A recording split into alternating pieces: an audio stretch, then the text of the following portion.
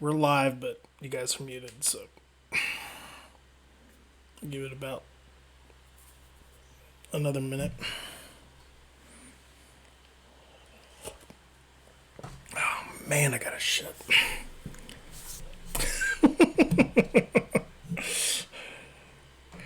I know, it must be nice. Yeah, I know. God, chilly.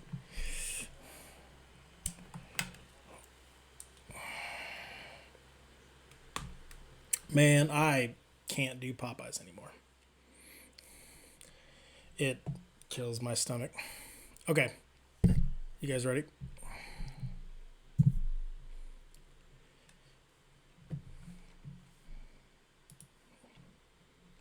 And remember, don't worry what you're hearing about me. Because remember what we ran through, I kind of muffled or whatever, and you could barely hear me. I can't hear your mic, so Mitch is just But yeah. All right, here we go.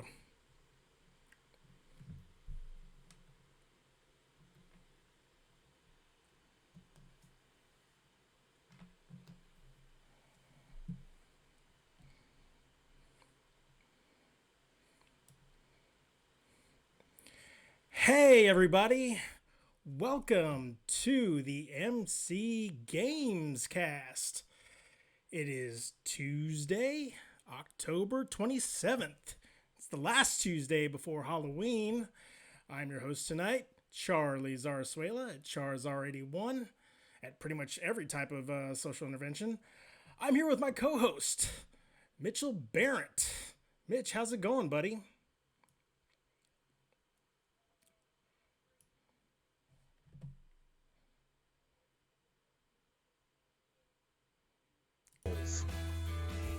And you know what? You guys are all on mute just now. I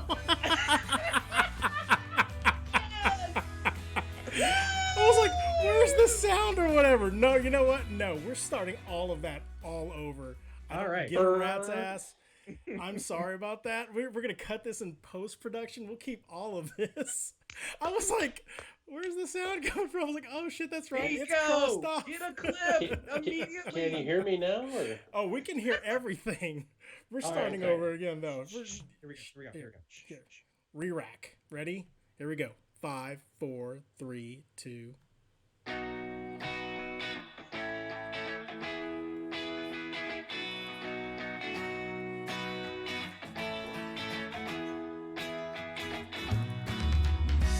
Good evening, folks. This is the MC Gamescast. Again, it is Happy Tuesday before Halloween.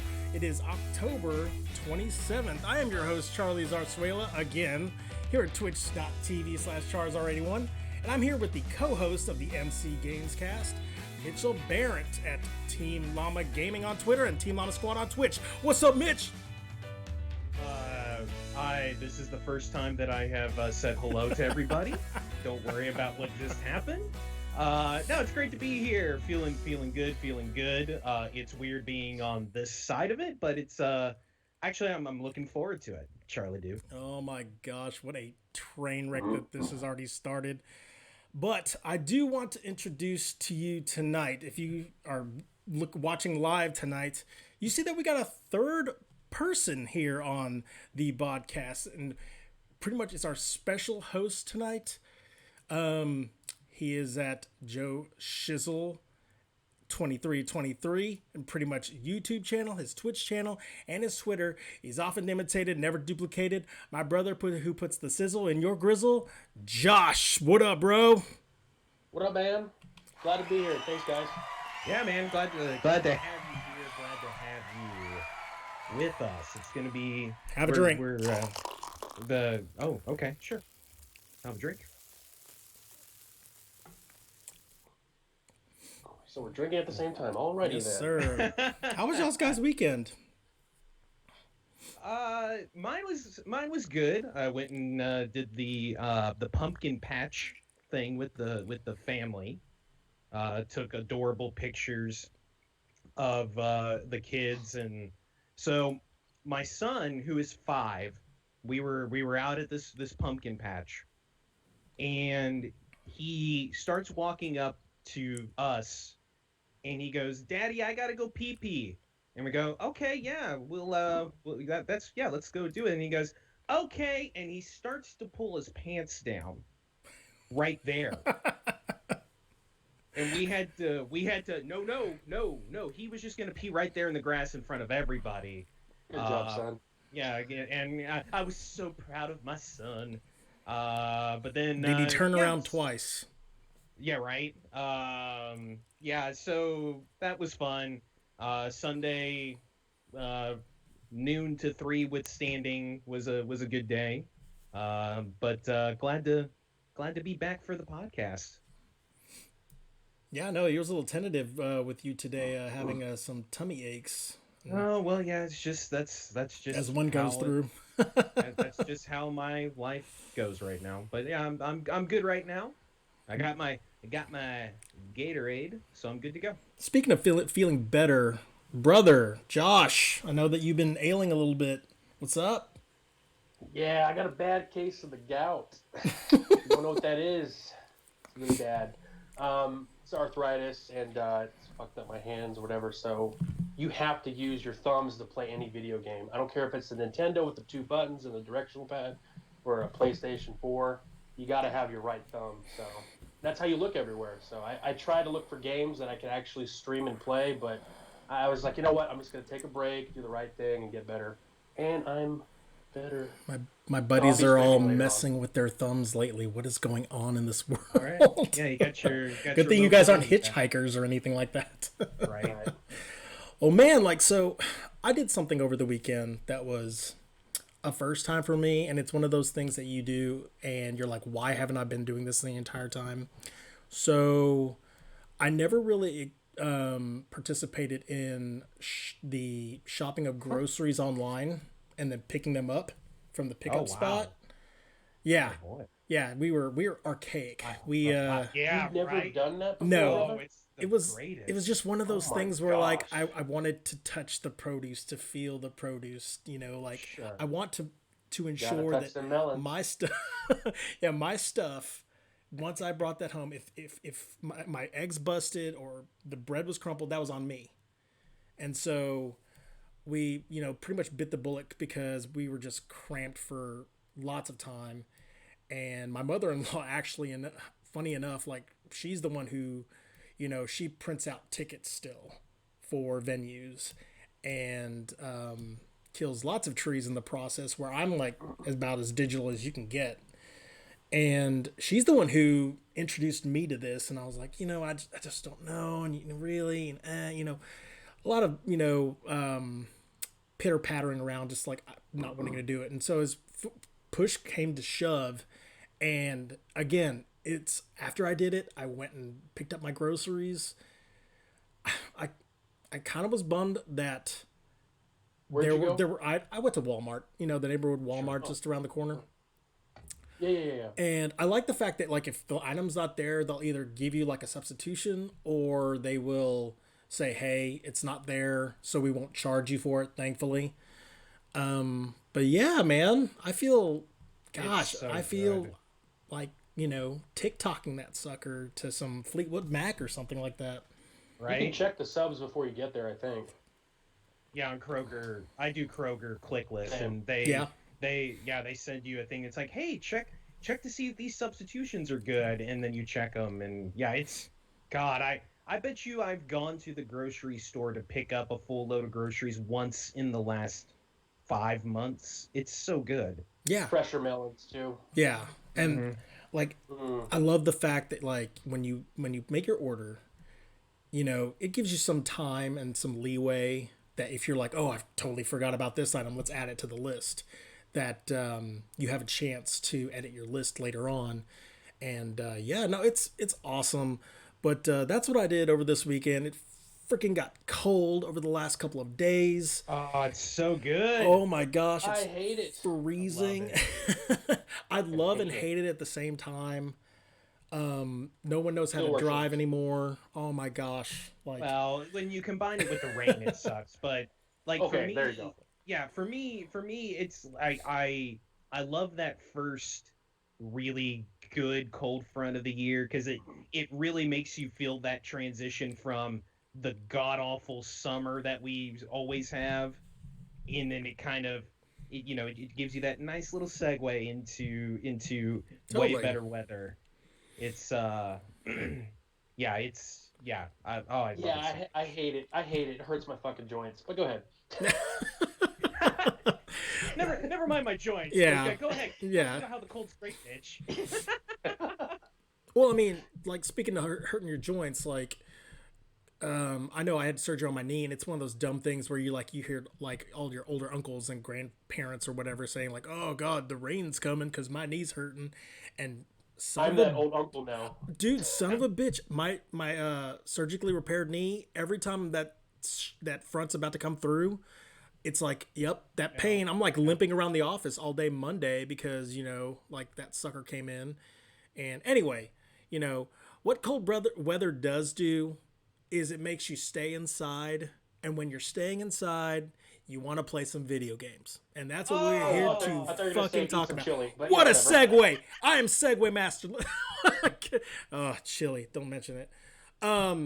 Mitch. That's me. So Rocket League is a game Yeah. that I So know you're playing. let me tell you about Yeah, this game come on. called Rocket League. Hey, Speaking of rockets, yeah, speaking of rockets, yeah, Rocket League. Speaking of chili. Actually, guys, this is going to be very surprising, but I actually played something else besides Rocket League. Wait, Look, What? it surprised me himself. too. It surprised me too.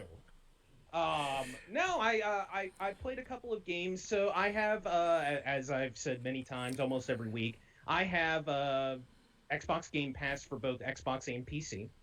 And so I downloaded Forza Motorsport 7, the latest Forza, the mainline Forza, which came out, I believe, in 2017.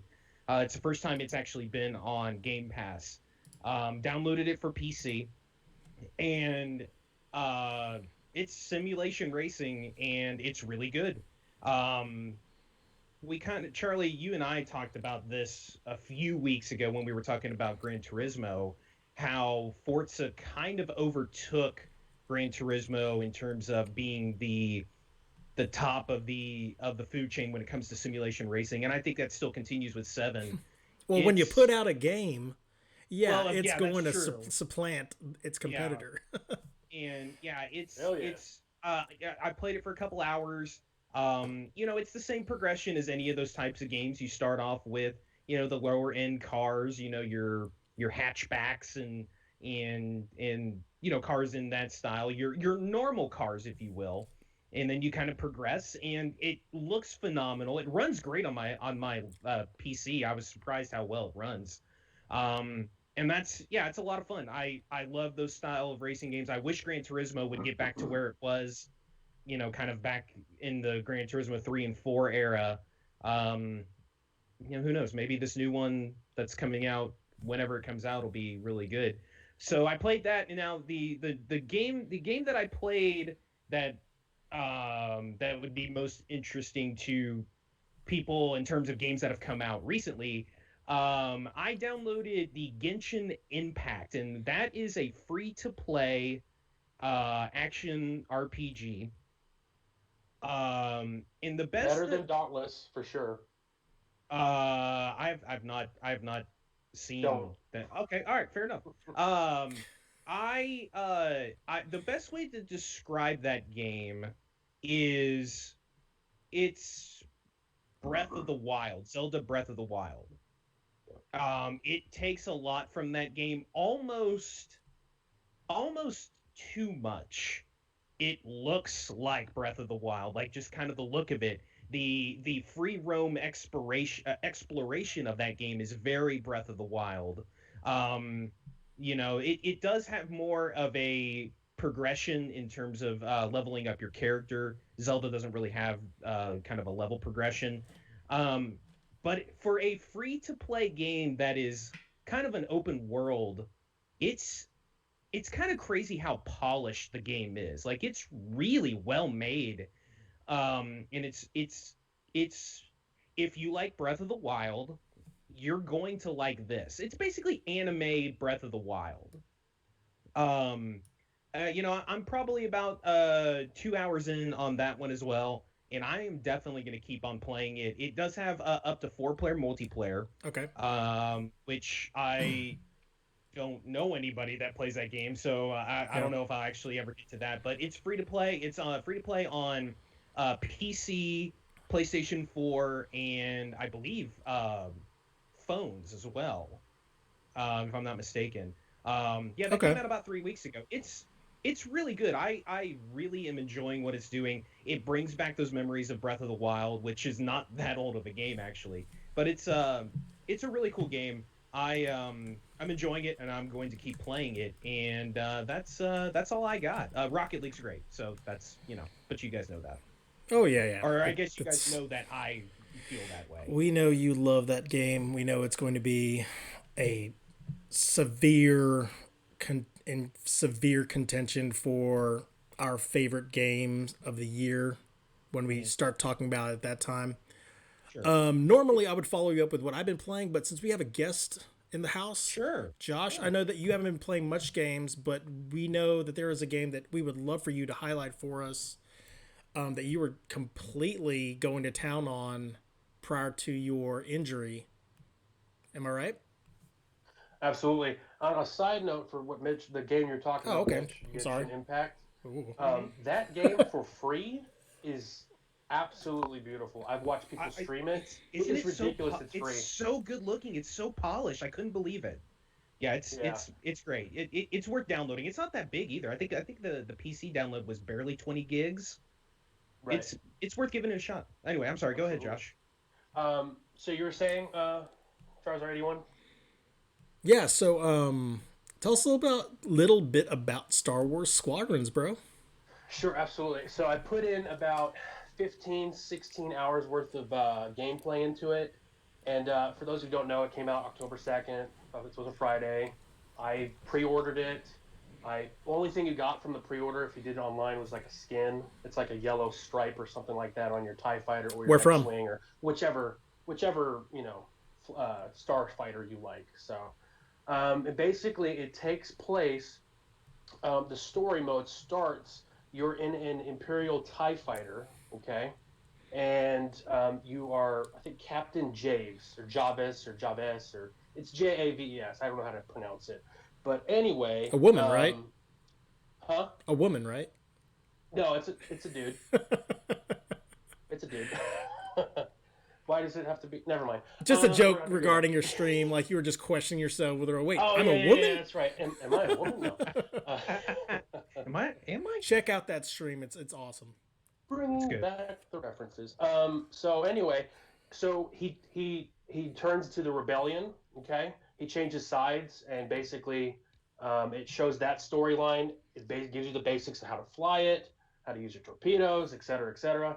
And then you find yourself. I only did 3 missions. I was like, I'm not going to do the story mode. I want to jump in to the actual capital ship battles. Okay, and that's where it's at. And then there's another mode, story mode. Battle mode, where you have to take down each other's capital ships, and then you have dogfight, which is a 5-on-5, and that gets pretty crazy. But the thing about the dogfight, and that's why I'm not playing it right now, I'm trying to let these people who don't know how to play stop playing it, and also because of my thumb, we already talked about that. But I always wind up getting in with other guys that don't know what the hell they're doing. I'm the one who has the most kills and everything else like that. And by the way, just to go back to what starfighters are in there, you have your 4 basics. You have your X-Wing, Y-Wing, which is your bomber, A-Wing, which is your super fast ship, and then you have your shuttle, which is basically your supply ship. You supply your teammates. And then on the other side, you have your TIE fighter, your TIE Interceptor, which is your super fast ship like your A-Wing. And then you have your TIE bomber, which is my favorite because you could put a rotary cannon on it. It reminds me of an LMG, and then you can zoom in. Your favorite you don't weapon. Have a scope, but see where I'm going with this, by the way, Mitch. And but you can I could take down everybody, and you're a tank. You're in a bomber. So I got my max hull by 200%, and it's just a freaking amazing. But the thing is that after playing it for a while, you know how Rocket League, it has that replayability. You know how Fortnite, I hate Fortnite, but I will give it that it does have this replayability. Got new stuff always coming. With Squadrons, break it to you, there's no DLC. Yeah. There's nothing coming out. Yeah. And that is why it was a $40 game. Right. Now, I'll go ahead and rate it for you. Now, Metacritic and IGNs of the world, they give it like an 8 out of 10, and it's weird because on PC it gets a little bit more, PS4 a little less, Xbox even out, etc. Right. I guess the gameplay is a little bit different. I don't know how. It's just a controller anyway. But the thing about it is that I like it. It's kind of repetitive, you know. I've played it out. But I did play 15 hours worth. I mean, you saw me streaming it every freaking day, right? Yeah, you were going to town on that thing. Giving it a break for that reason, and then also make sure, other players that suck stop playing it, and then we see what the real competition's like. And that's a game I can go back to. You know what I mean? Like, like GoldenEye and like your other games are like they're super repetitive. That's a game I can always go back to, I think. And the good thing is it has a versus AI. So if the game just dies out like any other game would, I can just go back and AI. So, Josh, let me ask you this about just a couple things. How does it feel playing it, like in terms of the controls? Does it feel extremely smooth? Because at least watching it looks really smooth. It's very smooth.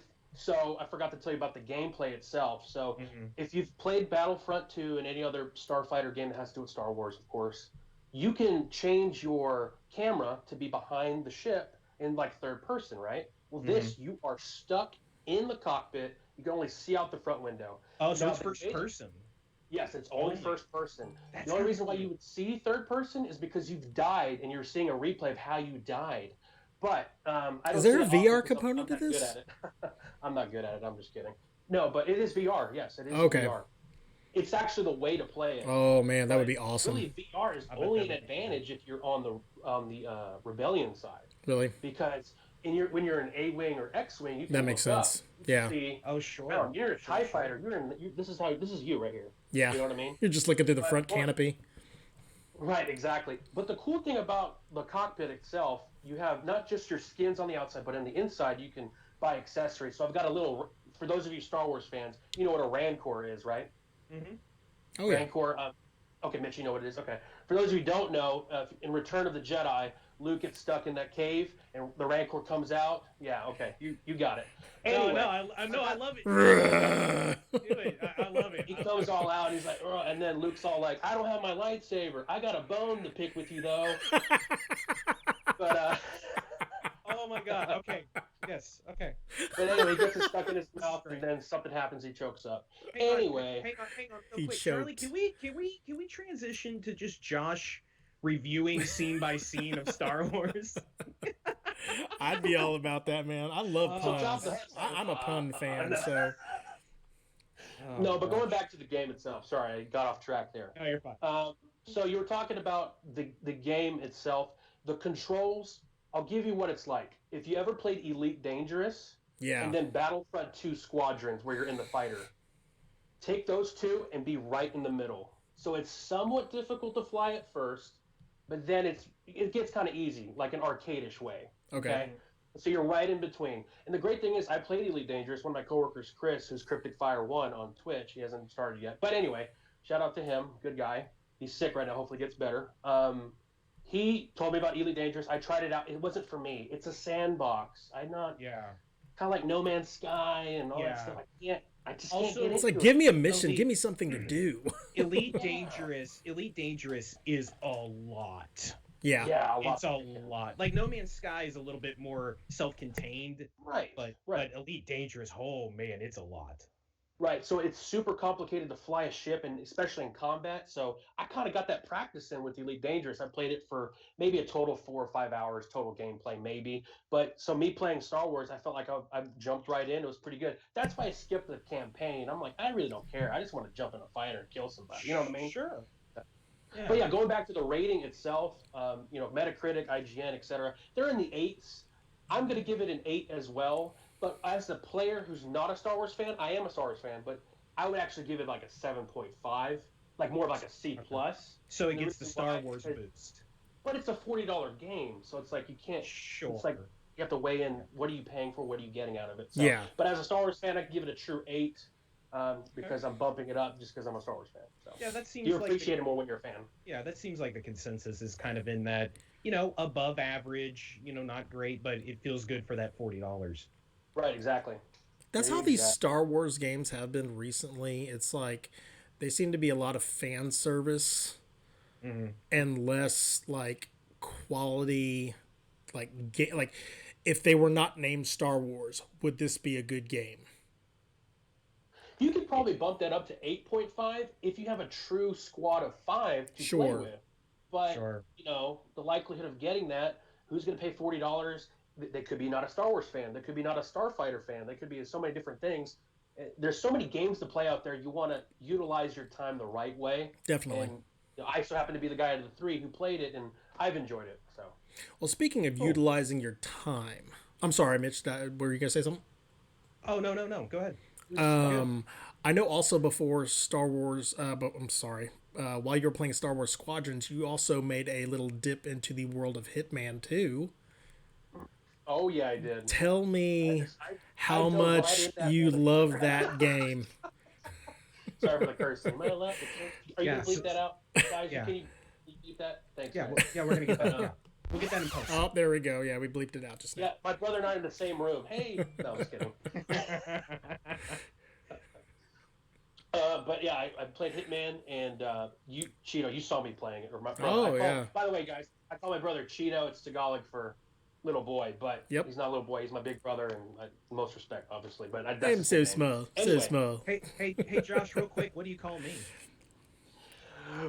No, just kidding. Good guy. Good guy with the beard. Mabaho sa tae mo. That means you shit yourself. Anyway, going back to... Not true. Off. True. This is true. No, going back to Hitman. So, as you saw, Cheeto, when I was playing it, I was playing it the absolute wrong way. That is a sneak around, subdue the guy. No, I was like, hey, man, what's going on? Where's my LMG? Hit somebody in the face. What do I do with this fire extinguisher? So I go up to the guy you're supposed to assassinate, walk up to him, hey, I don't know you, and I just take the can, just hit him right in the face. Yeah. But then I realized there's a lot of fun to this game if you play it the right way. There's several ways you can assassinate someone, to kill someone, to make them eat soup, take a fish and beat the shit out of them. It's just crazy. Have you thrown an axe at anyone yet? Do what? Have you thrown an axe at anyone yet? No, I've thrown a wrench, a hammer. That's even better. Can of soup. Actually, no, I haven't done a can of spaghetti yet. Soup, maybe. The collision sounds and getting hit in the face with a wrench, like, the sounds in that game are so crisp. Like, even when you're sneaking around and, you can hear your footfalls, like, pitter-pattering through, like, a dark corridor. It looks great. The game is great. When you went into that one map, like, I've never seen... Like, I've only played Hitman 1. I haven't played Hitman 2. Really? Dude. Yeah. That map, especially being on the beach side and when you're having to sneak into the house, that looked really, really, really cool. Oh, the beachfront where it's all dark and stuff, and there's no one there. Oh, okay, yeah, absolutely. When you fought waves and waves of secret agents. Right, when you're not supposed to. This is a facility, which is the second stage of GoldenEye. Okay, just want to let you know that. But seriously though, it was crazy because so I'm on top of the stairs, right, and then that girl comes in you're supposed to assassinate. So I've got some people in my chat. Smithy, shout out to Smithy Fingers. He tells me, just go for that headshot, brother. Just go for it. I don't know why it sounded like I was Irish. Go for the headshot, brother. No, that's not Smithy. No, that's not him. No. That was more. Anyway, he tells me to go for the headshot. I was like, I don't know. Should I do it? And then I picked up everything you can pick up in this damn house. I got a can of soup, a lockpick, a USB, a doggle. I think it's the same thing. A whole bunch of crap. And and I was like, fuck it. Boom! I hit her right in the face, and then all of a sudden, they're all coming after me. I get all super like panicky and stuff, and yeah, I eventually beat it. But the funny part was, and this is a highlight or clip on my Twitch channel, I get so close to the boat, but there happens to be some sort of a Ford Explorer or some SUV or whatever. I'm running behind it. And all of a sudden, okay, I'll just duck here. And everyone's unloading their AK-47s at me. And all of a sudden, boom. I was like, what the fuck? Is this GTA? When do cars explode in this game? But then I realized if you shoot a gas tank, it's probably going to explode. But anyway. Yeah, there's a lot of real world physics in that game, and like the fun part about that game is that, you know, not only is there it's so versatile on how you approach each assassination, each contract. When shit hits the fan, that's when the game like gets ridiculously fun because there's the unexpected, there's the fact that you're one person's been compromised, all of a sudden you're just snapping necks left and right. And you know, you can either have, I mean, it's you can have fun both ways. You can have fun the way it should be played, but you can also have fun you just going ragtag, you know, balls to the wall, going all MacGruber on everybody. Unfortunately, there's no like celery stalk in the game, but it is what it is. But I'm glad you were really liking that game. It sounds like I can't wait to see you play more of it. Funny thing is that if you kill everyone, you get like negative 1.7 million experience. So it's actually not good to do that. Well, sure. Unless you're just doing it for fun. But that's going to be my next stream or two, or in the future, I'm going to do all NPCs must die. Nice. That'd be awesome. Can I add just one little thing real quick to the Hitman discussion? Sir. Yeah. Charlie, I know you would be into this because you know about this. What if, as part of our holiday stuff that we've been talking about, what if we did the giant bomb, pick a thing out of the hat, how you kill someone, the costume you have to wear, and one extra incentive that you have to do. Oh yeah, I'd be down for that. We should. I'll have to play the game, and Josh, you'll have to play it more to get used to it. I think we should. You pick the map, you pick the target, and then you pick the method. I think that's how it goes. It was the costume. You have to. The costume, obviously. Yeah. I think. Oh God. No, Charlie. Okay, I'm sorry. I remember now.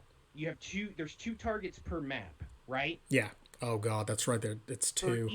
For each target, it's the weapon you use, the costume, and then there's an extra incentive that you have to do, which is like you have to toss a body off of this cliff, or it's basically one extra. Yeah. So maybe we should do something like that. I'd be down for that. Totally. What Mitch? Were you talking about Hitman, or were you talking about Assassin's Creed? I'm sorry. Hitman. Hitman.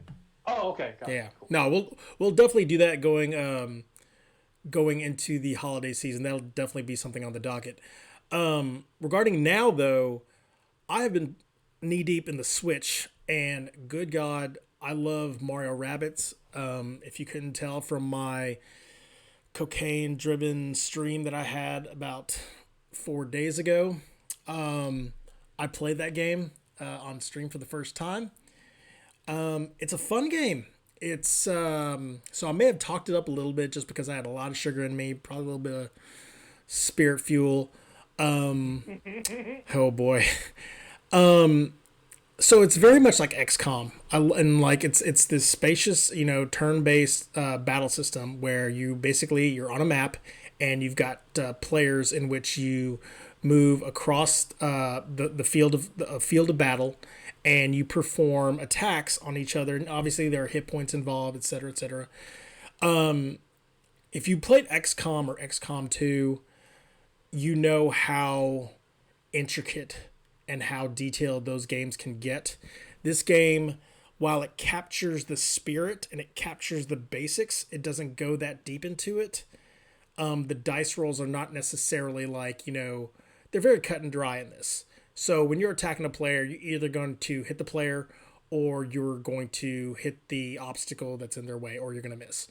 I like the fact that it's in a Mario world. It's very, very cute looking. I've never played a Rabbids game. This is my first exposure to that creature.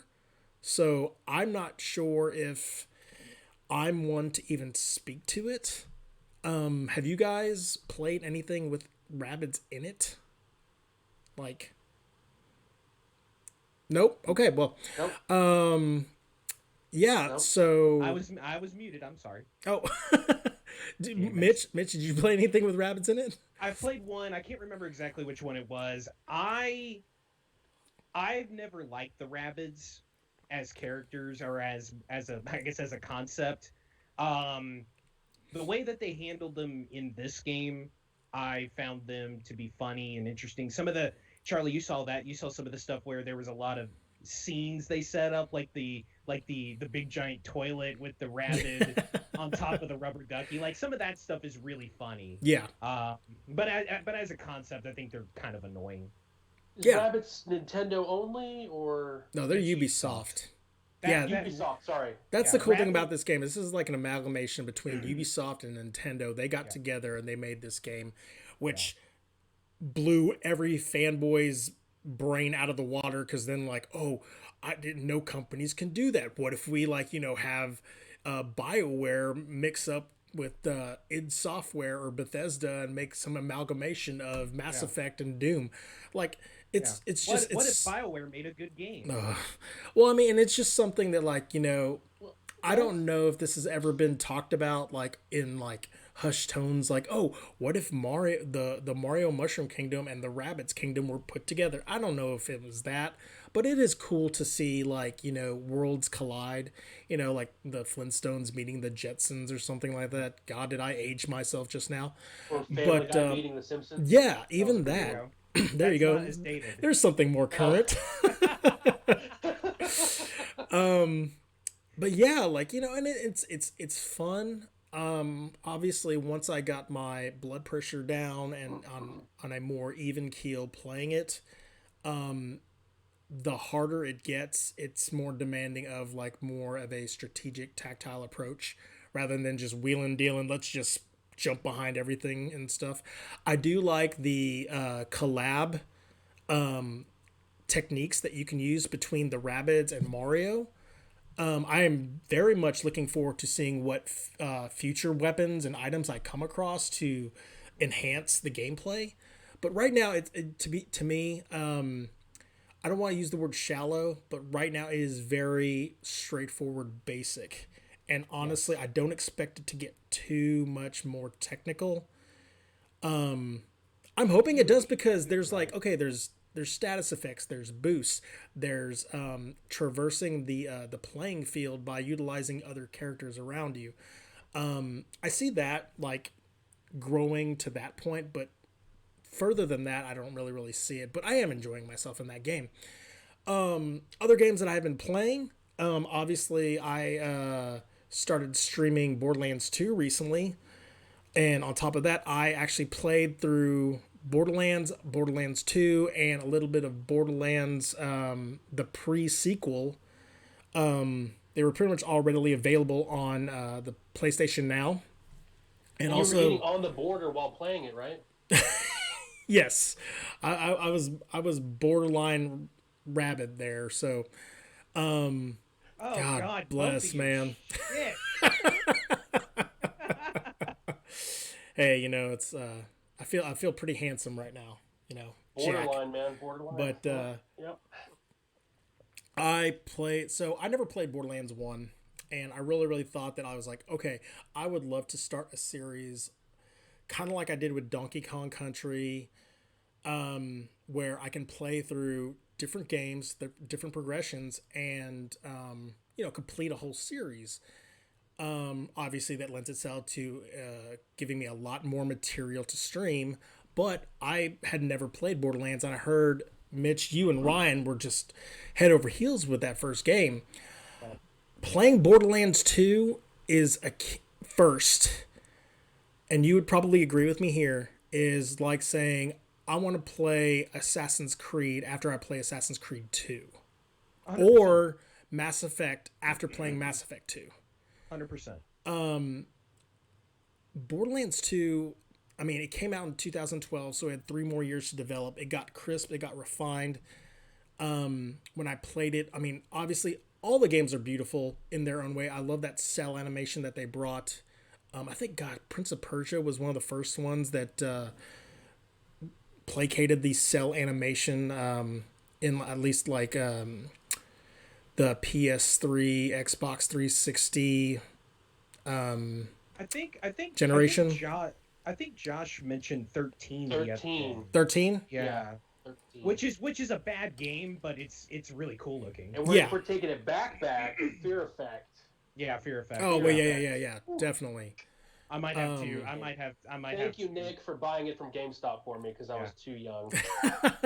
One of these. Let's remember some games, Charlie. I'm gonna have to do a Fear Effect. Oh my gosh, yeah. Discussion. But no, like, so Borderlands 2, I mean, the game's really, really fun. There's lots of guns, there's tons of looting. Honestly, to a point where, as a person like me who loves to just like stop and open every item that every mailbox, every refrigerator, every porta potty, what are you doing? Sorry. He's typing. It's fine. Oh, it's okay. Don't worry about it. I'm just like, all of a sudden I look at my periphery and like there's a big hand in the corner, and I'm like, I'm having to look at all the levels, make sure everybody's screen's looking okay still. So, no, it's okay. But yeah, so Like a teacher was catching me in the freaking act or something. What are you doing? What are you doing? Nothing. No, but yeah, I love the fact that there are different classes that you can play and approach the game from. It's very Diablo 3-esque, where if a player enters into another person's gameplay, all the enemies like increase in difficulty and in number. That's really, really cool. And like if that player jumps out, the enemies react accordingly. But it's really fun. I'm really, really like, I went so deep into Borderlands 2 initially, but I'm starting actually with a different character this time around, the Necromancer. And I'm looking forward to seeing what challenges bring to me here, because I would love to go through that, the pre-sequel, and then eventually play Borderlands 3. Mm-hmm. Those are the games I've been playing. Also, I've been playing a little Lego Indiana Jones 2. My wife loves playing the Lego games, and my wife. And Borat. That's a game that we actually jumped so we started playing obviously Lego Star Wars and Lego Indiana. Those came out in 2006 and 2008. The sequel to Lego Indiana Jones came out in 2009, and you could definitely tell the advances they had made in the animation. The game was no longer basic. You'd broaden your horizons on how you would change your characters and stuff.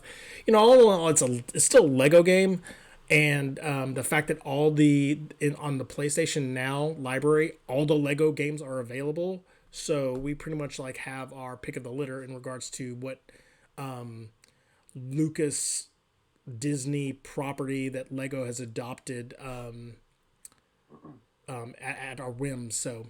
But those are the games that I've been playing, that we've all been playing. I hope that you've enjoyed it. If you guys want to play those games, feel free to do so at those particular outlets.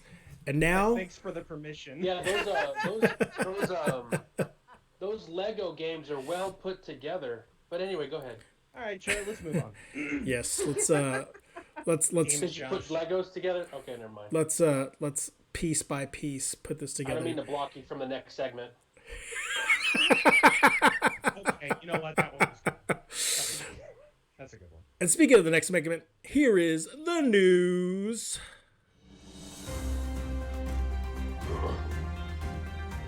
Oh.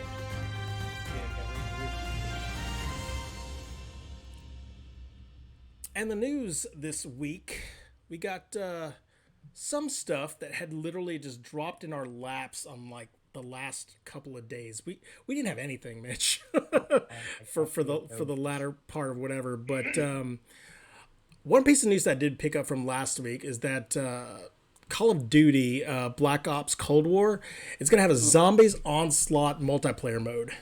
And the reason I bring this up is because they're going to make this exclusive only to the PlayStation 5 for a year. Another exclusive content until the next one comes out. Pretty much. Your thoughts, Mitch? I know that you hate exclusive content like this.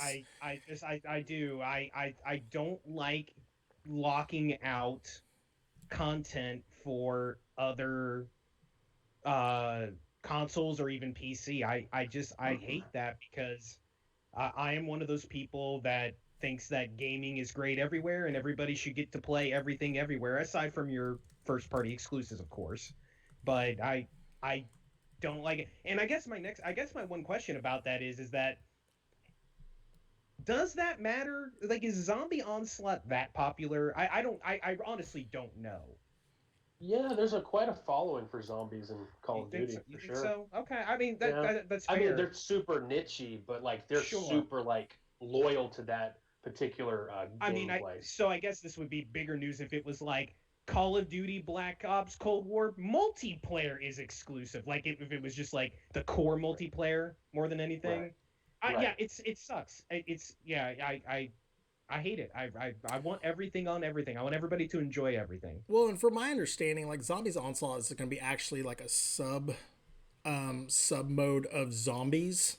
Like zombies is going to be available across the board, but Zombies Onslaught is going to be like kind of like a horde mode where you're going to be in much tighter quarters than normal, and you'll be pretty much running from like plot points on the map in order to withstand horde rushes, basically. And while that sounds cool and all, you know, it kind of does suck that like Xbox players won't get to enjoy that until, you know, like you said, the next Call of Duty comes Right. out and everyone's gearing up for that one. So, And then of course that'll probably be exclusive to Sony for the next mode, and you know that Yeah. kind of thing. Or vice It'll versa. make people buy PS5s. So. there you go. Not a I lot, don't- not a lot. We're talking niche. You know, niche. yeah, Niche. Yeah. they'll sell Very another niche. 200 consoles through that. So, Mitch, why don't you tell us about the Assassin's Creed news? So this is very brief because there's really not a lot of information. But Netflix and Ubisoft today announced that coming to Netflix whenever, like there's not even a year, they're gonna do a live action Assassin's Creed series. You know, that Netflix had a lot of success with The Witcher, that just recently came out. I believe was it? I don't even know. Was it earlier this year? It feels like it was earlier this year. It was 3 years ago. I know it feels like it. Yeah. Yeah. I mean, but yeah. So they had a lot of success with that. So it sounds like that they're kind of dipping into that well again. This is the showrunners are two guys from the Ubisoft film and arts department that also did that Apple TV series, The Mystic Quest. It's that Rob McAnally series about the guy that runs a developer. It's kind of a comedy show that people seem to like. So they're working on the Assassin's Creed series. It is going to be live action. It's not animated. And that's it. That's the only news there is. I would assume that is at the earliest late next year, probably 2022, if it even eventually sees the light of day. I mean, you never know with this stuff. We may never hear from it again, but that seems like a really cool series to take on. Like there's so much to pull from that I feel like that like The Witcher, if they do it right, they cast the right people, and you know they kind of pull the correct lore from it, that could be really good. Yeah, I mean, hopefully it'll be a lot better than the movie. Yeah. I almost confused it with the Prince of Persia movie, which I think is a fine movie. It's not bad. Who was the main character in Prince of Persia? Was that a Bubble Boy or? Yeah, that was Yes. Stereo guy. Bubble Boy. That's what you pulled, Jake Gyllenhaal. Bubble Boy. That's I said awesome. Mysterio Bubble after. Boy. Okay, bro. But you went with Bubble Boy first. Because that was the first movie I saw him in. Then he was I in love that it. movie Bubble Boy. Nightcrawler, I think. Maybe, Yeah. I don't know. But yeah, that movie is good. It's worth watching. Assassin's Bubble Creed. Boy or which movie? Oh, sorry. Yeah, Bubble Boy is the greatest movie of all time. So yeah, so that's really it. There's nothing else. There's really nothing else. I mean, you know, yeah, that's cool. It'll be interesting to see where that goes. All right. Well, the last piece of news I wanted to pull just because I thought it was really, really interesting. Because again, I don't own an Xbox, but this news struck me as such that Phil Spencer pretty much confirmed that all first-party Xbox Series X games are pretty much coming to the PC. And this was reported by PC Gamer. And I took a little bit of a quote from this. He said, basically, the fact that we sell our games on PC does undermine one of the value propositions in that it doesn't force somebody to go out and buy our console. Our high-level goal inside of our team of how we measure ourselves is how many people are playing on Xbox. And when we say playing on Xbox, it doesn't mean an Xbox console. It means somebody who's logging in and playing in part of our ecosystem, whether first party or third party. And it would be on an Android phone. It could be on a Switch. It could be on a PC. That's how we think about it. I was two minds about this because, again, I agree with Phil Spencer in that approach does lend itself to being like saying, hey, if you have a PC, you don't need to buy our console. Just buy a better graphics card or whatever and, buy the PC version. I do like the fact, though, that, he doesn't consider Xbox a console enclosed ecosphere, like he said. It's the it's the games. It's not the housing unit. And I kind of like that approach, is that he's thinking more on outside of the box thinking. You have Sony, which, they lend themselves, they've rest their laurels on their exclusives being the power pack puncher in regards to what sells their consoles, which is fine. But slowly but surely, you're starting to see that those games are starting to come out on the PC. And, whether or not they make more of an effort to do that, you can tell like that the Xbox side is endearing to the Xbox brand regardless of the units that they're trying to sell, at the detriment of, making a buck. Right. And well, I mean, they called the Game Pass service on PC Xbox Game Pass PC. Yeah. Not Game Pass PC. Like you said, it's an ecosystem that encompasses console, not only Xbox Series X and S, Xbox One, 360, all the way back plus PC. And, the one thing that we've seen from Sony lately is they've started to open up a little bit to putting some of their games on PC. They put Horizon Zero Dawn on PC. Yeah. It's not specifically their game, but Death Stranding made it to PC. I wonder, with the success of Xbox on PC, much like with Game Pass, Sony is doing kind of their own little version with PS Now and the PlayStation 4 collection stuff. I wonder if they're going to really start looking at putting their stuff not only out on PC but also day and date. Yeah, because that's the thing about the Xbox, the first party games. It's day and date on PC and Xbox. And sure, yeah, and like for you, Charlie, who's not an Xbox owner, and may or may not be, who knows? We'll see here in the next couple of years. You could still play those games.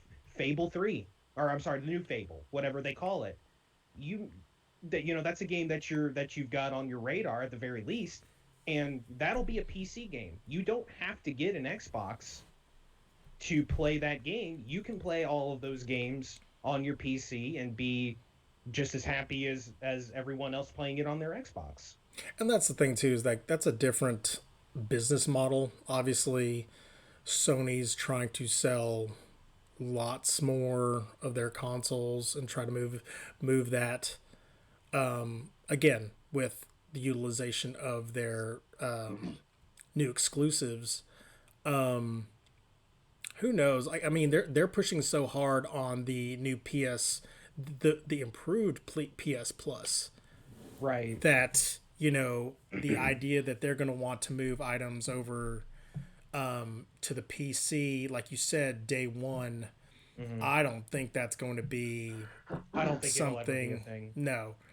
Now, eventually moving those games over, like Horizon Yeah. Zero Dawn, which came out almost 3 years after on the PC, you could see that stuff. Now, Josh and Charlie, with you guys being in the PlayStation ecosystem, PlayStation Now is kind of a big topic with kind of the latency issues and where that's going to be once it gets over to the PS5, because we don't know yet how the network is going to be on PS5. And that kind of goes back to how is their Game Pass equivalent gonna work.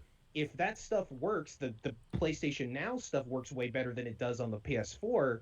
That's going to be a huge thing too, because Josh, I know that Charlie's talked about it too, with some of the games that you stream through PS Now. At times they don't run very well. I stream 0 games through PS Now. I always download the game and then play it. And Okay, it works perfect so far. I I've think never that's streamed a game. Yeah. Oh, but I I mean, think that's that- very ideal. Like, there's a lot of games on there, though, that they're not available to download. Sure. That's your PS3 games. Yeah. Yeah. Well, and with Sony trying to kind of be competitive in the backwards compatibility area, that PS Now stuff for PS3, the streaming stuff is going to have to work better than it already does. Sure. Mm-hmm. And I hope it does, because again, these type of services, the Netflix style, that's the way gaming is going to be. And if both of those services, Game Pass and PlayStation Now, are both great, again, that's just a win for wherever you play. And I really hope that they continue to build upon that service. You know how they fix it is making PS3 games downloadable. That's it. That's all you got to do. Yeah. It opens up a huge library. So, Josh, the reason why they don't do that is because the hardware is so completely different that they can't emulate it without seriously degrading the quality of the PS3. That's why that they do that. Because you're right, it would be way better. Because Xbox, they've used the same chipset all the way through, which is why all that stuff is downloadable. But for whatever reason, they had to go with that cell technology on PS3, and all of those games, it's like a whole completely different ecosystem. And also the fact that, like, the PS3, it was encrypted differently. And, like, Mitch and I, Exactly. we know this just for the fact that we were trying to start streaming. When you try to stream off a PS3, you have to go through some ridiculous backdoors to try to capture the video. I mean, it's like, I don't know, some weird triple encrypted firewall bullcrap that made it ridiculously difficult to go on to Twitch do. and look at the PS3 games list. Not many people are playing them on Twitch because it's so difficult to do it. But yeah. Yeah. Anyway, so that I didn't know. well, that in the short learned step is the news. We do have a couple of new releases coming out very, very quickly. Watch Dogs Legions comes out in 2 days, depending on when you listen to this, 1 day, on October 29th of the PC, PS4, and Xbox. You guys, man, I saw a commercial for that today, and I was like, I'm regretting not looking into this. I'm regretting not. I have no idea. I'm regretting not jumping into this world. I mean, the first Watch Dogs was so polarizing that, like, I just could not spend my hard-earned bucks to jump in, and it seems to have gotten better and better. I don't know, like, I did watch Conan O'Brien play the first one. It was okay. Oh, nice. Team Coco. That's a weird way to get a review, but yeah, hey, that stuff's good. Well, I haven't heard a lot from this game leading up to release. That's weird. Usually these big games, you hear a lot of coverage for it and reviews start coming out, and I haven't really heard much. I don't know what that means, but that's weird that there hasn't been a ton of it. Well, they were showcasing it at, like, the State of Play and, like, the game shows, the digital game shows that were kind of coming out during the summertime, and you kind of saw it and you're like, whoa, what is this? You thought it was, kind of it had this weird semblance of cyberpunk. Yeah. And, it was like, okay, we'll see. And, it just kind of is one of those things where time, like the way 2020 has been, dates just kind of creep up on you all of a sudden. Like, oh my That's God, true. less than a month, we have new consoles landing on our laps. So, Yeah, it has been kind of overshadowed by the new console stuff. That's true. but yep. So that's Watchdog Legions, and then the other one is the World of Warcraft Shadowlands. That's actually coming out right now as we speak, Yes. on the PC. Who wants to jump back into that? Anybody? I know there's someone in the chat. Our good friend Lead Asian. He's a World of Warcraft guy. Oh yeah. Everybody's excited about that. I haven't played World of Warcraft in 15 years. All right. So I know that they I'm reset still the playing game. Warcraft. There you go, right? Yeah, He's you're played still for on 15 years. Yeah, Man. Dude, that's the thing is that game is not as popular as it once was, but the fan base, it's one of those real deep. You don't mess with the World of Warcraft fan base. They're rabid. More into World of StarCraft. That's just my thing. Dude, if they made a World of StarCraft, I probably would play that game. StarCraft. That's what I said. I said StarCraft. But yeah, I would play I would play an MMO of StarCraft. I mean, they recently announced that they're done making stuff for StarCraft too, so why not? That's true. Well, that is the news, guys. Thanks again for listening to that. And now we're about to segue over to... Whoa. What? You forgot the breaking news, bro. What breaking news? Oh, did I? Jesus. It's the only news story that matters this week. Hold on. Oh, I did forget the breaking news. I'm sorry. Especially with Elite Asian being on the stream, and I got in this weird fugue state. As soon as someone says World of Warcraft, I go in this weird like zombie mode where I'm like, okay, World of Warcraft, let's do this. I understand it's appreciated. Whatever. Yeah, but yes, breaking news. We found this out today. Yes, Cyberpunk 2077 apparently is delayed once again to December 10th. Yep. There's After they said lot. They wouldn't delay it again. So there. I guess we all got punked on that one. All right, guys, I gotta go.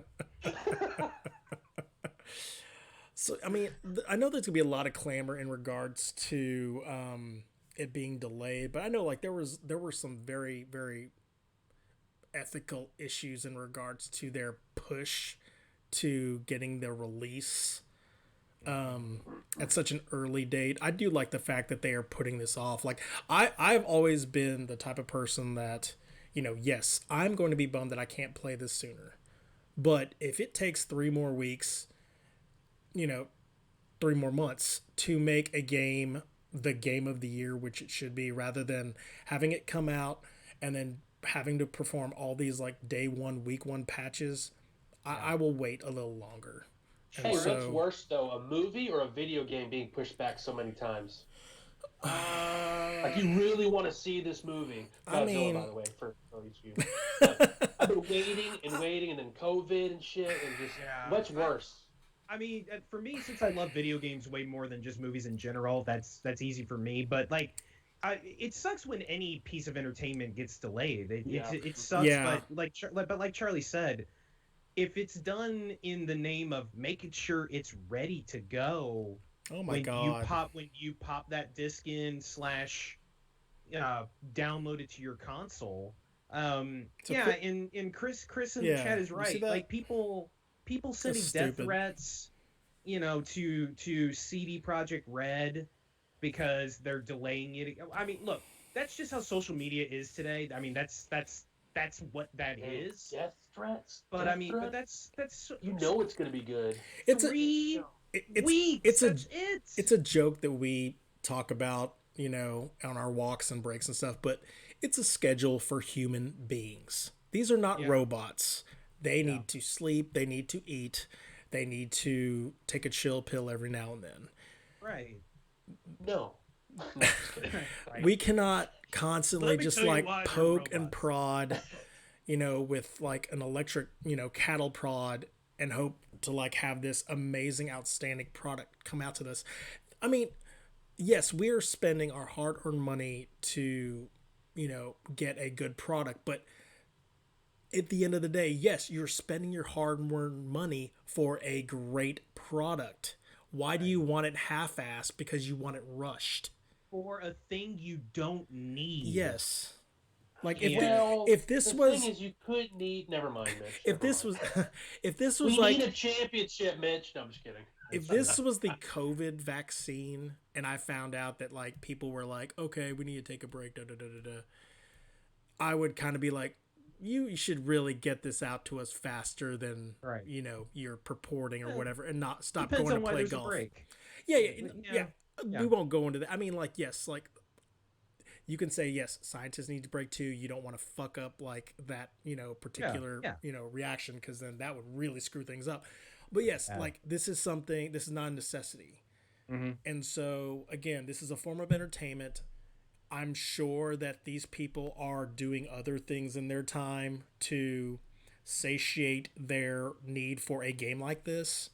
Yeah. Play that a little more. Well, it's and there's 3 more weeks. Right, and there's no indication that the reasons why it's being delayed is because they're trying to fix problems that make the game bad. We talked about, Charlie, last week about the Avengers stuff, the video game stuff, where they're having to do extra development time on next generations because the game sucks and they want to make it better. That's not the case here. They're polishing it, making sure that it's a product that is ready to go. And it's 21 days, everybody. And they're doing this literally because they're trying to release this thing on quote unquote current and next gen consoles. Exactly. That is not easy.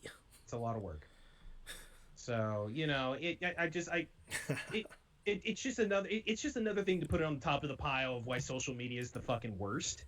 And, this entitlement that these gamers have of, you're going to give it to me when you're going to give it to me now. And you know what the thing is that giggity in give it to me, Lance.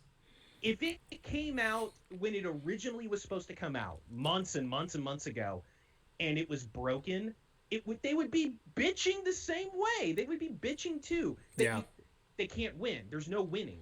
So fuck those people. You know what? It's going to be great on December 10th. It's going to be awesome. It's like our friend Chris said on Twitter, Merry fucking Christmas. Yeah. Like the people who can wait, they will be more gratified that when it does come out, it will be like, a present that lands on their laps.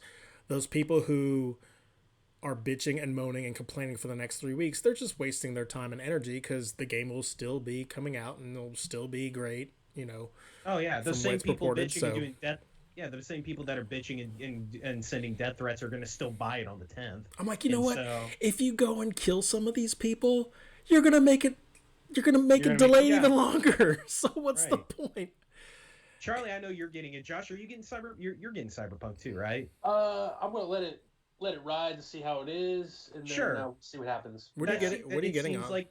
Because I'm not the guy who's doing a death threat to the developers. I'll wait. I'm good. Yeah, everybody can wait. Yeah. Are you, Charlie? You're gonna get it on PS4 unless you get a PS5. I'm getting on the PC.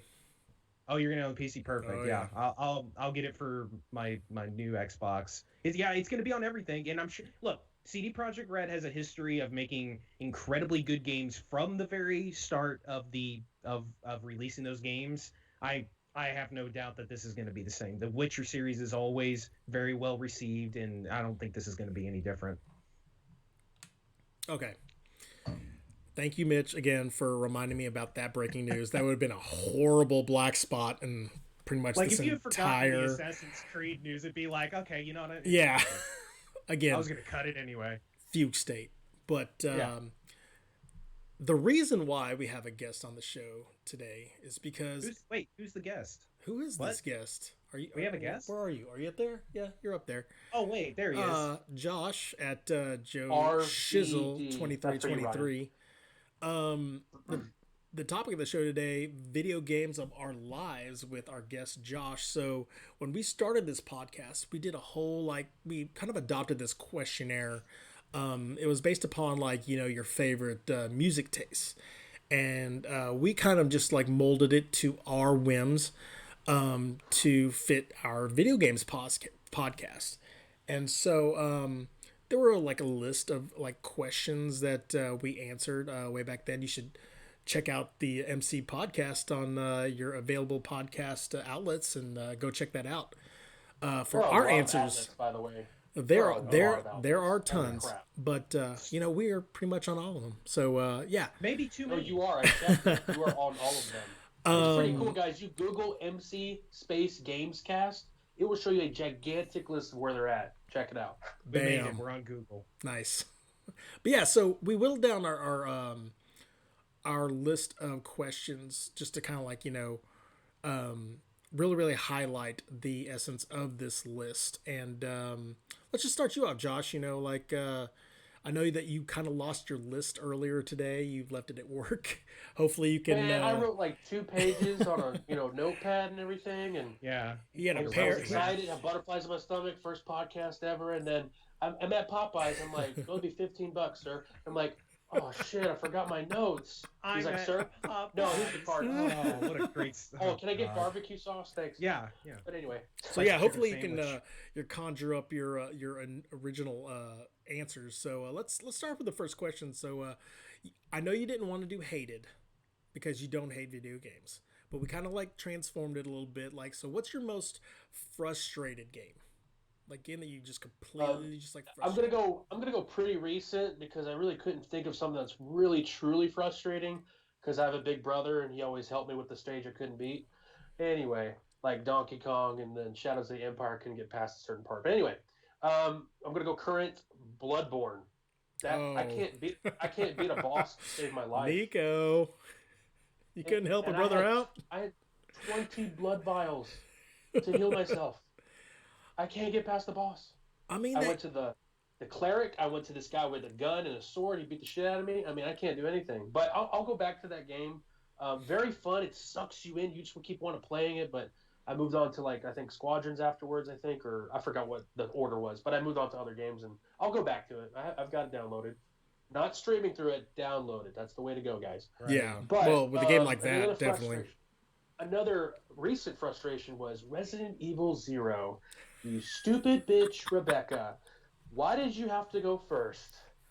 Really? You son of a bitch, you have the knife.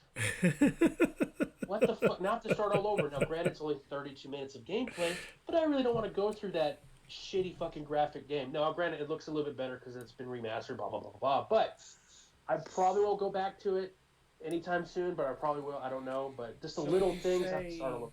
Would you say you hate that game? Okay, so here's the deal. I was playing Resident Evil 7, right? Bargaining, the first step. And Resident Evil 7 is a first-person shooter horror game. So right. I'm used to that way that's going. And then all of a sudden I go back in time to Resident Evil 0.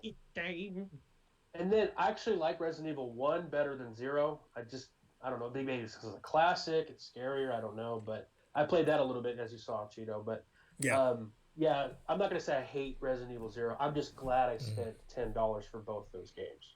Sure. So, yeah, that's not a crazy loss. That'd be different if I paid $60 and what the fuck, Billy? But anyway. I'm trying to bring out your inner hate. So there's not a game. I hate Fortnite. Okay. Fuck Fortnite. There you go. Okay. There's your hate game. Okay, that's fine. That's you all. can hate Fortnite. I don't care. You said you didn't hate games. Community, can you just look at something else? Play a different fucking game. Oh my god, Chapter 2, Season 56. Fuck yourself. I hate Fortnite. Oh. Sorry, guys. Oh my. So I think we lost all our viewers, guys. No, I'm just kidding. No, actually, we didn't.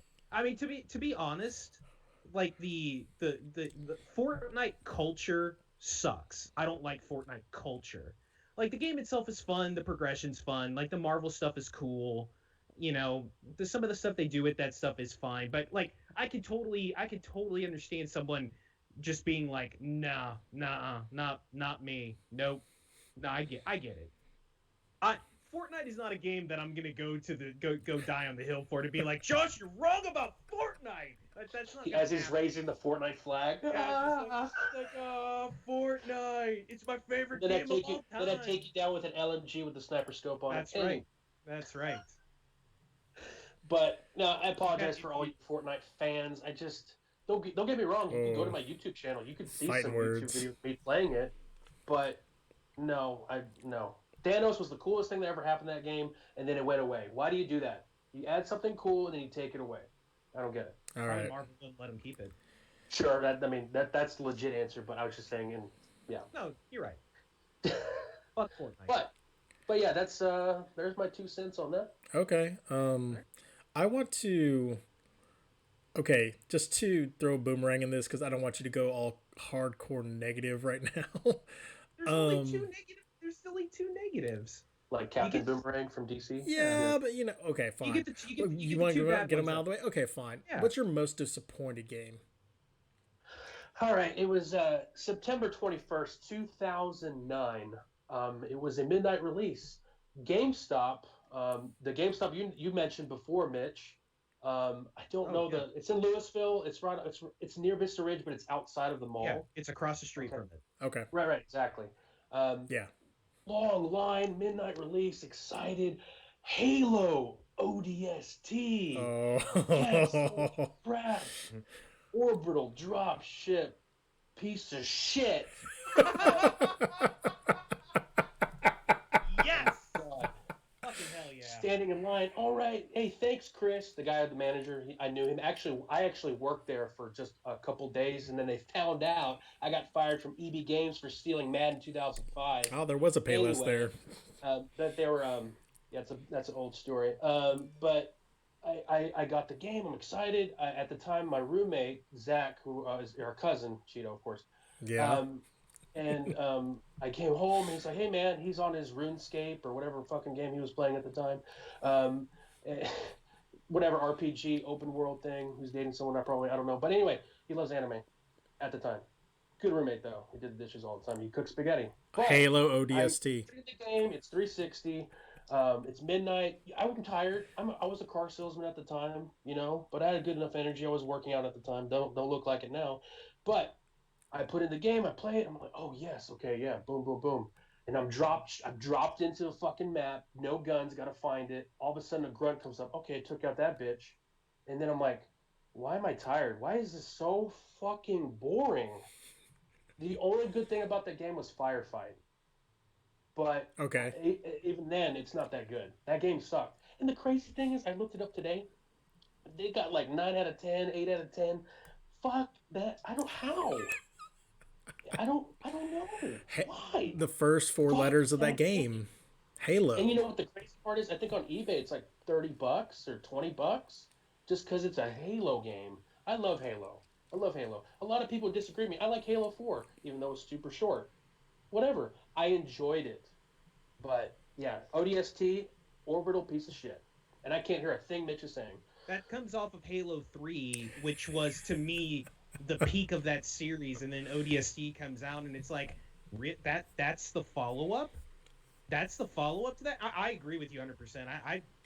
I played ODST, and I'm like, what are we doing here? What is this? Halo Wars is a way better game than that game. Oh shit! I don't know if I go that far, but yeah. Remember who you're talking to, Mitch. That's StarCraft, okay. Command and Conquer, sure, RTS guy. Sure. Yeah. Okay. Sure. Halo Wars. Wow. Like RTS or doesn't be familiar with it, they can say Halo Wars is weird. This is dumb. What the fuck is this? But anyway. All right, so Halo Wars is your most disappointed game. No, No. ODST. Oh. Sorry. Yeah, I'm sorry. Yes. Sorry, you said Halo Wars, and I just like, wow, I remember Halo Wars. And they had a Halo Wars 2 for Xbox One. Yeah, you were like all up into that, but I don't want to like deviate at all. But yeah, ODST, like, honestly, like, so Halo 3 was like the first like real Halo game that I played. I watched people play Halo 1. I watched people play Halo 2, and I was like, man, this Halo 3 thing, oh my gosh, and it's on the Xbox 360, let's try this out or whatever. It was fun, I didn't beat it or anything like that, but I was like, okay, I get it. I understand why Halo is Halo to everyone. And then ODST comes out, I was like, okay, they're coming out with the same universe, but it's technically like a prequel to something that really, really, really bad that happened. And yeah, just the seeing all the Haloites like get completely polar on this game. Like, like you said, there's a reason it's ranked as high as it is on certain websites because there are a lot of proponents to this game. But seeing the visceral dislike, and it's just bleeding out of your pores for this game. Like, I mean, I can get why you're very disappointed because of Brother, I paid $65 yeah, and I waited in line. yeah. Was it a long line?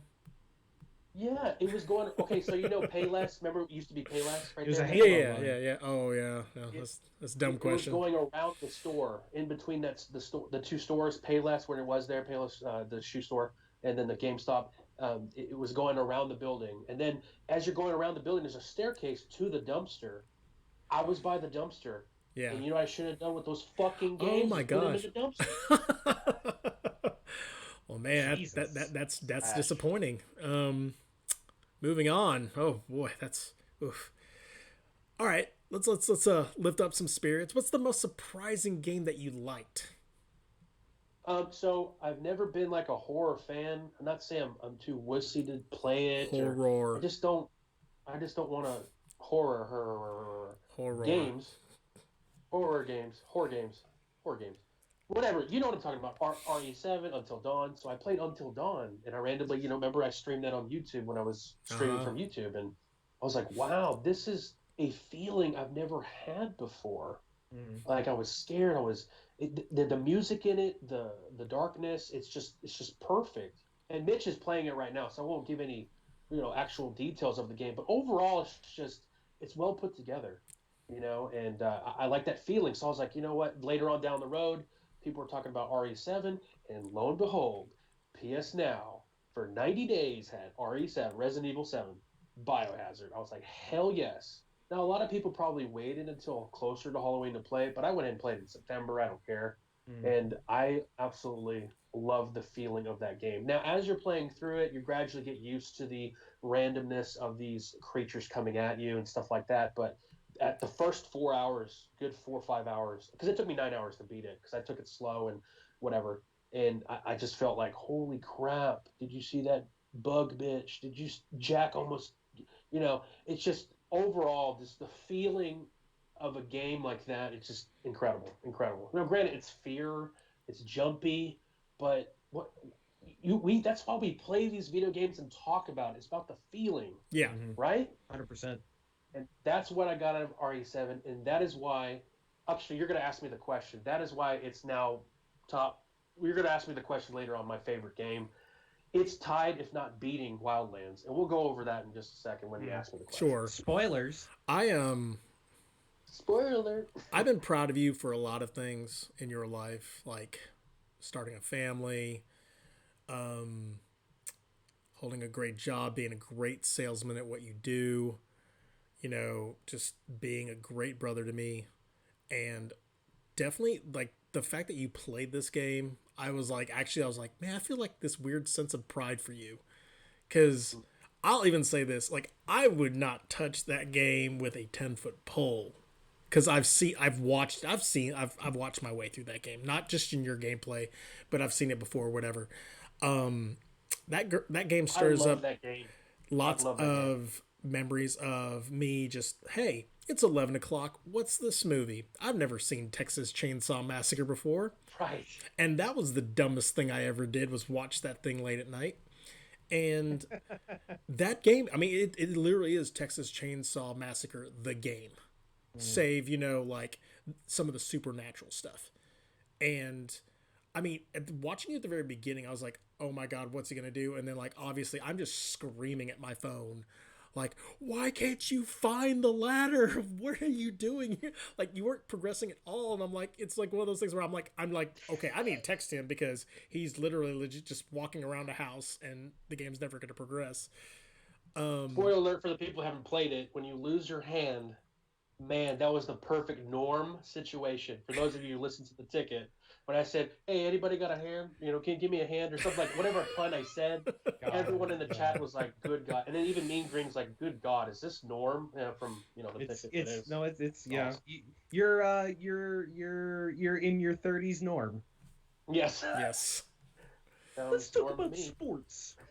But yeah, Mitch, like You the hate fact that he can like blitz through a game like that he really never like bounced through. I'm I like, would have never played it. yeah, you I would would have have never never. played this thing had we not like, one, had it not been available on PlayStation Now, Right. and two, like we had been discussing like games like approaching September and October, so Right. Josh, do you think another reason why that you felt comfortable doing it was because you were gonna do it for a stream? Did it really kind of push you to do it? Because I feel like that's the same thing about Until Dawn. Like I never would have played that game. I never would have started playing it. Right. I felt like I had like it's like movie night, right? Like back in the day when you go to Yeah. Blockbuster and you rent a scary movie when you're young, and you're having a sleepover with all your friends or whatever, and it's like Halloween.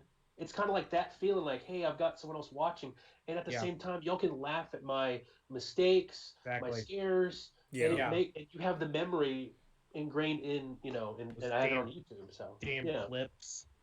yeah, exactly, Oh, exactly.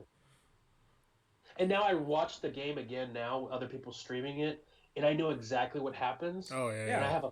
I have a pun ready already typed in the chat, and they fucking love that shit. Josh, you always have a pun ready no matter what, though. Yeah. yeah. Oh wait, I have to press enter right now. No, I'm just Yeah, kidding. here we Did go. Okay, ready.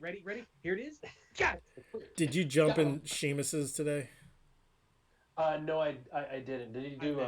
RE7? I Yeah, didn't. You told me he doesn't like puns anyway, and I feel like I don't want to mess that relationship yeah, up. yeah, no, no, but it's just the fact that like again, Still like watch. you've played it, and just to watch him play it or whatever, like just Charlie, hearing his reactions of it, yeah, did you watch? yeah, yeah. I Did, watched a little did bit. he mention a heart monitor? Did he do that? Did he do the heart monitor thing? Like, are you talking about like the one that he has in the game? No, no, no, no, no. No. He added a heart monitor to see how he gets scared and how Yeah, his he heart said that rate on goes up. Twitter. Yeah, he said that Yeah. on Twitter that he was going to put on a heart monitor so he could see the ebbs and flows of his heart rate as he's playing. I don't know if he actually did it or not, but he said he was going to do that. I didn't like just I didn't engage too much. It was one of those things where like I'm gonna work a little bit and just kind of I'll have to glance or ask him whatever. next time. Yeah, we'll have to definitely like ask him about that. But yeah, It's probably man. been So 3 hours. most surprising game you liked was RE7. That's awesome, man. Like Yeah, okay, that's a good one. that's That's a real good. really really good. So first game you remember playing. Uh, I'm interested what you're gonna say about this. the first game I ever remember playing, I took that as the youngest I can remember. Right? Yeah, the first thing Okay. yes. So It, 14. it was yesterday. No, no, no, no. It was RE7. RE7. September 21st, 2009. ODST piece of crap. No, no, but seriously though. Terrible start. Remember Duck Hunt? Yeah. Yes. Remember the two on the Super Mario Brothers? It's like a 2-in-1. Oh yeah. That's the very first game I remember playing. There you go. And it was actually Duck Hunt first. I think I don't know where I was at. It was either at home, Cheeto, or You were at in my Jessica's. room. Yeah, Probably. And I was like, "Oh, what's this? The Zapper." Okay. And Yep. I actually didn't play the Duck Hunt part or the Mario Brothers part. I played the bubbles. Remember those bubbles? Those discs? Oh, the clay The shoot. The clay, the clay, shoot, the clay, yeah. the I clay remember. pigeons, Well, the bubbles. they They did look like bubbles. bubbles. A little bit, yeah. Why is tonight all about bubbles? You got Bubble Boy, you got bubbles. Anyway, Yeah. but yeah, that's what I remember, and I was like, oh, this is fun. Like I remember that click the Zapper makes. That Oh click? yeah. Oh Yeah. yeah. Yeah, yeah. Mhm. It's just The screen would that- flash when you would hit it. like I said, the feelings you get, you can always remember that click of that gun. Mhm. So that's what I remember. That's the first thing I remember. And then, of course, eventually got that. to Mario Bros. So yeah, Excellent. Yeah, I That's a good remember. one. I love that's your first game. That's awesome. I remember you distinctly like taking that zap gun and like obviously you're like what 6, and like pressing that gun right against the screen of my TV, Oh yeah. and I'm like, half of me is like, oh, please don't break my TV. Where the other half of me is like, well, that's how he's gonna play it, so whatever, as long as, like I'm trying to point him to like the actual ducks that are flying or the bubbles. I hated that dog. You could never shoot him. You always wanted to shoot the dog. Whenever you would miss it, he would come up Oh and do gosh, you yeah. always wanted to be motherfucker. Put this gun to your head. You know how you talk when you're 5. Yes. It's Motherfucker. more like this. Oh man. Yeah. But anyway. So yeah, so that's the first game you ever remember playing. What is your favorite game series? I mean, it's kind of a cop out. You could go either Halo 1 through 3, or you can go GTA 3, Vice City, and San Andreas. I would assume you consider that a series. Oh, you don't Or consider no? you don't include 4 and 5? They're so, I don't know. I get a different feeling when I play Vice City than I play 5 or 4. I guess I can see that. Because Vice City was well, technically Grand Theft Auto, I think 2 or London, some bullshit was my first Grand Theft Auto, but I don't really count that. Those don't count. No. Yeah.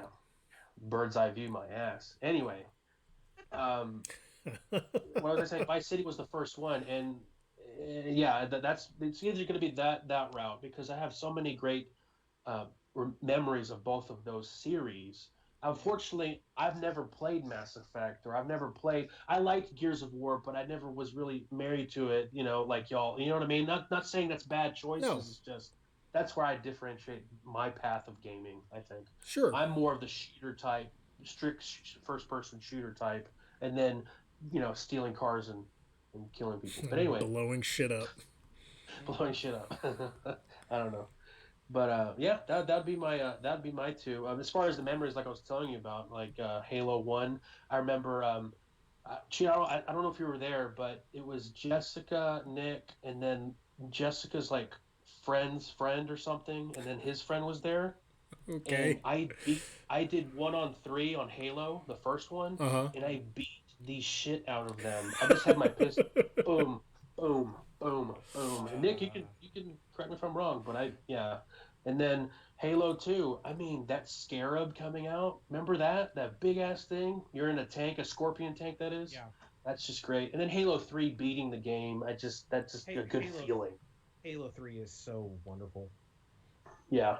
I mean, it sounds like to me it's Halo. Master Collection. Yeah. It sounds like Halo. Yeah, I think the GTA part of it was the cop out. Like, oh, I can't think of anything. Let's just go GTA. Like, it's a safe, But to hear your like feelings and the fact that you can chime up these memories that bring these warm feelings inside you that clearly, and you know exactly like who was there when you're owning these people in a multiplayer game. That showcases that you're really, really connected to that particular series. So I'd go with that. Good one. The penultimate question of the night. Your favorite game. I know that you semi-spoiled this earlier. Your favorite game of this generation. This generation was Wildlands because of the open world. Keyword. The reason why is because it's an open world. You're in Bolivia. You're trying to stop these drug cartels. The main guy is El Sueño, and you're going through all these missions. It's got. We were talking about this the other day about Shadows of Mordor and Shadow of War. What is that? The enemy system? What's it called? The Nemesis boss system? Yeah, Nemesis. Nemesis system. This is one of those games that actually has it. Not as good as Shadow of Mordor or whatever, but it has it. So I thought that was pretty cool. And there's several ways you can get to the middle, which of course is El Sueño, the main drug cartel. And I just loved the way it played. It kind of reminds me of H1Z1. I know you hate that game, Mitch, but the gameplay of the third-person aspect of it. I'm usually a first-person shooter guy, but that made me fall in love with the third-person point of view on a shooter game. So, you can play it secretively like a Ghost Recon. That's why it's called that. Or you can play it as guns a-blazing like GoldenEye. So nice. Anyway. Mitch, you play any Wildlands? But that was. Now, go ahead. Sorry, Mitch. Yeah. I have not. I have not really been a Ghost Recon guy. Not for any particular reason. I played one of the original ones on PC back in the day, and I found it to be good. I never got into. I mean, Wildlands sounds like one of those. It kind of sounds like it's very much like Rainbow Six Siege, where it's not anywhere near as popular as other shooters, but its fan base is rabid as hell. Like just Hardcore. like the hardest of hardcore people. But I've never. That's kind of been a blind spot for me. Is that series? So you But said now my favorite. I was gonna is say gonna you be said it RE7. was RE7, huh? Wow. Because Yeah. I find myself, I'm bored, or I'm on my phone and I'm on my Twitch app, whatever, and I'm seeing what game do I go to most of the time. It's RE7. I'm seeing other people going through their journey of being scared, or going through their journey of trying to speed run it, and just seeing how they do it and what their jump scares are. I mean, I watched somebody say, well, the guy totally spoke Spanish, but when you hear chinga su madre, I mean, I'm like, oh shit, that guy's scared.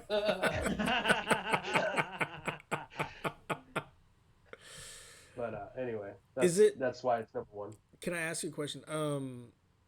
Have you played Wildlands since playing through RE7? No. Okay.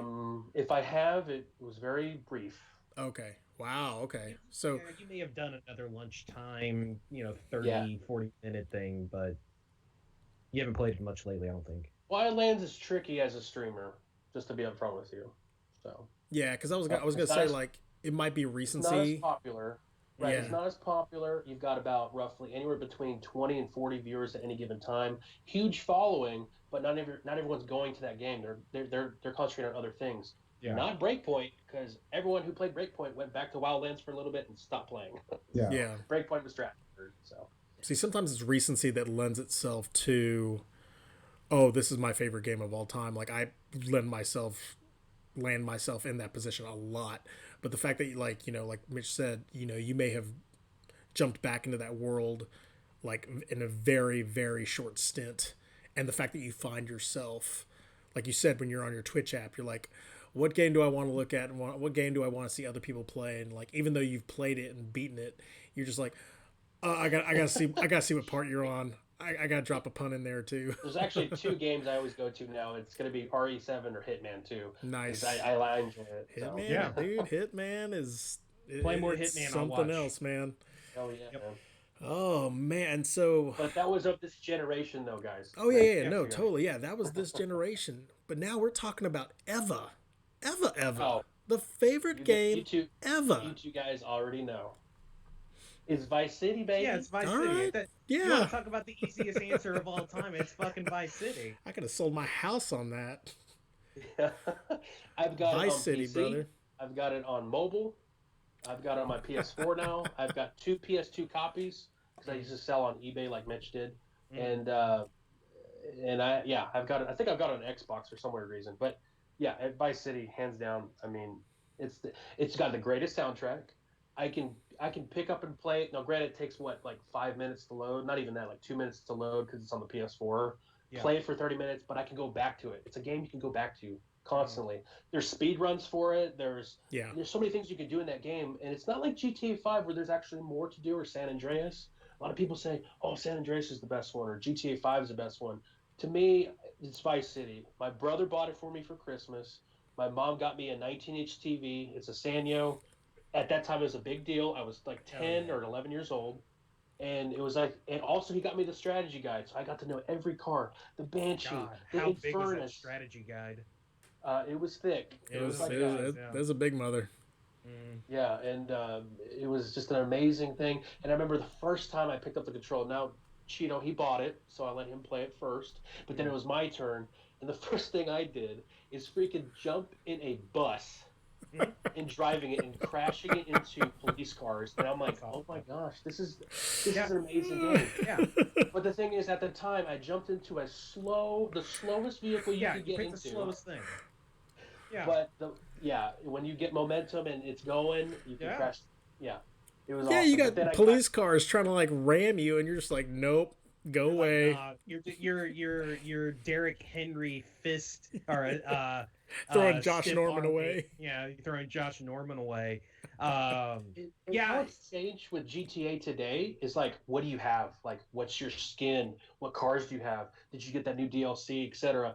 With GTA back then, you had you and your brother or you and your guys watching you play, Sure. taking turns. How far can you get? How many stars can you get? Can you beat this Sure, mission, etc.? yeah. It's a whole different game now. So that's why I think Vice City's the best one, and it's my most favorite. Sure. Okay. And I mine would probably be 5 just because it's the one that stuck with me for the since playing all those. But Vice City, especially coming off of Grand Theft Auto 3 the year before, like Grand Theft Auto 3 is a good game, and when they announced Vice City and they showed the trailer, they showed Miami with the Iran so far away trailer. Oh yeah.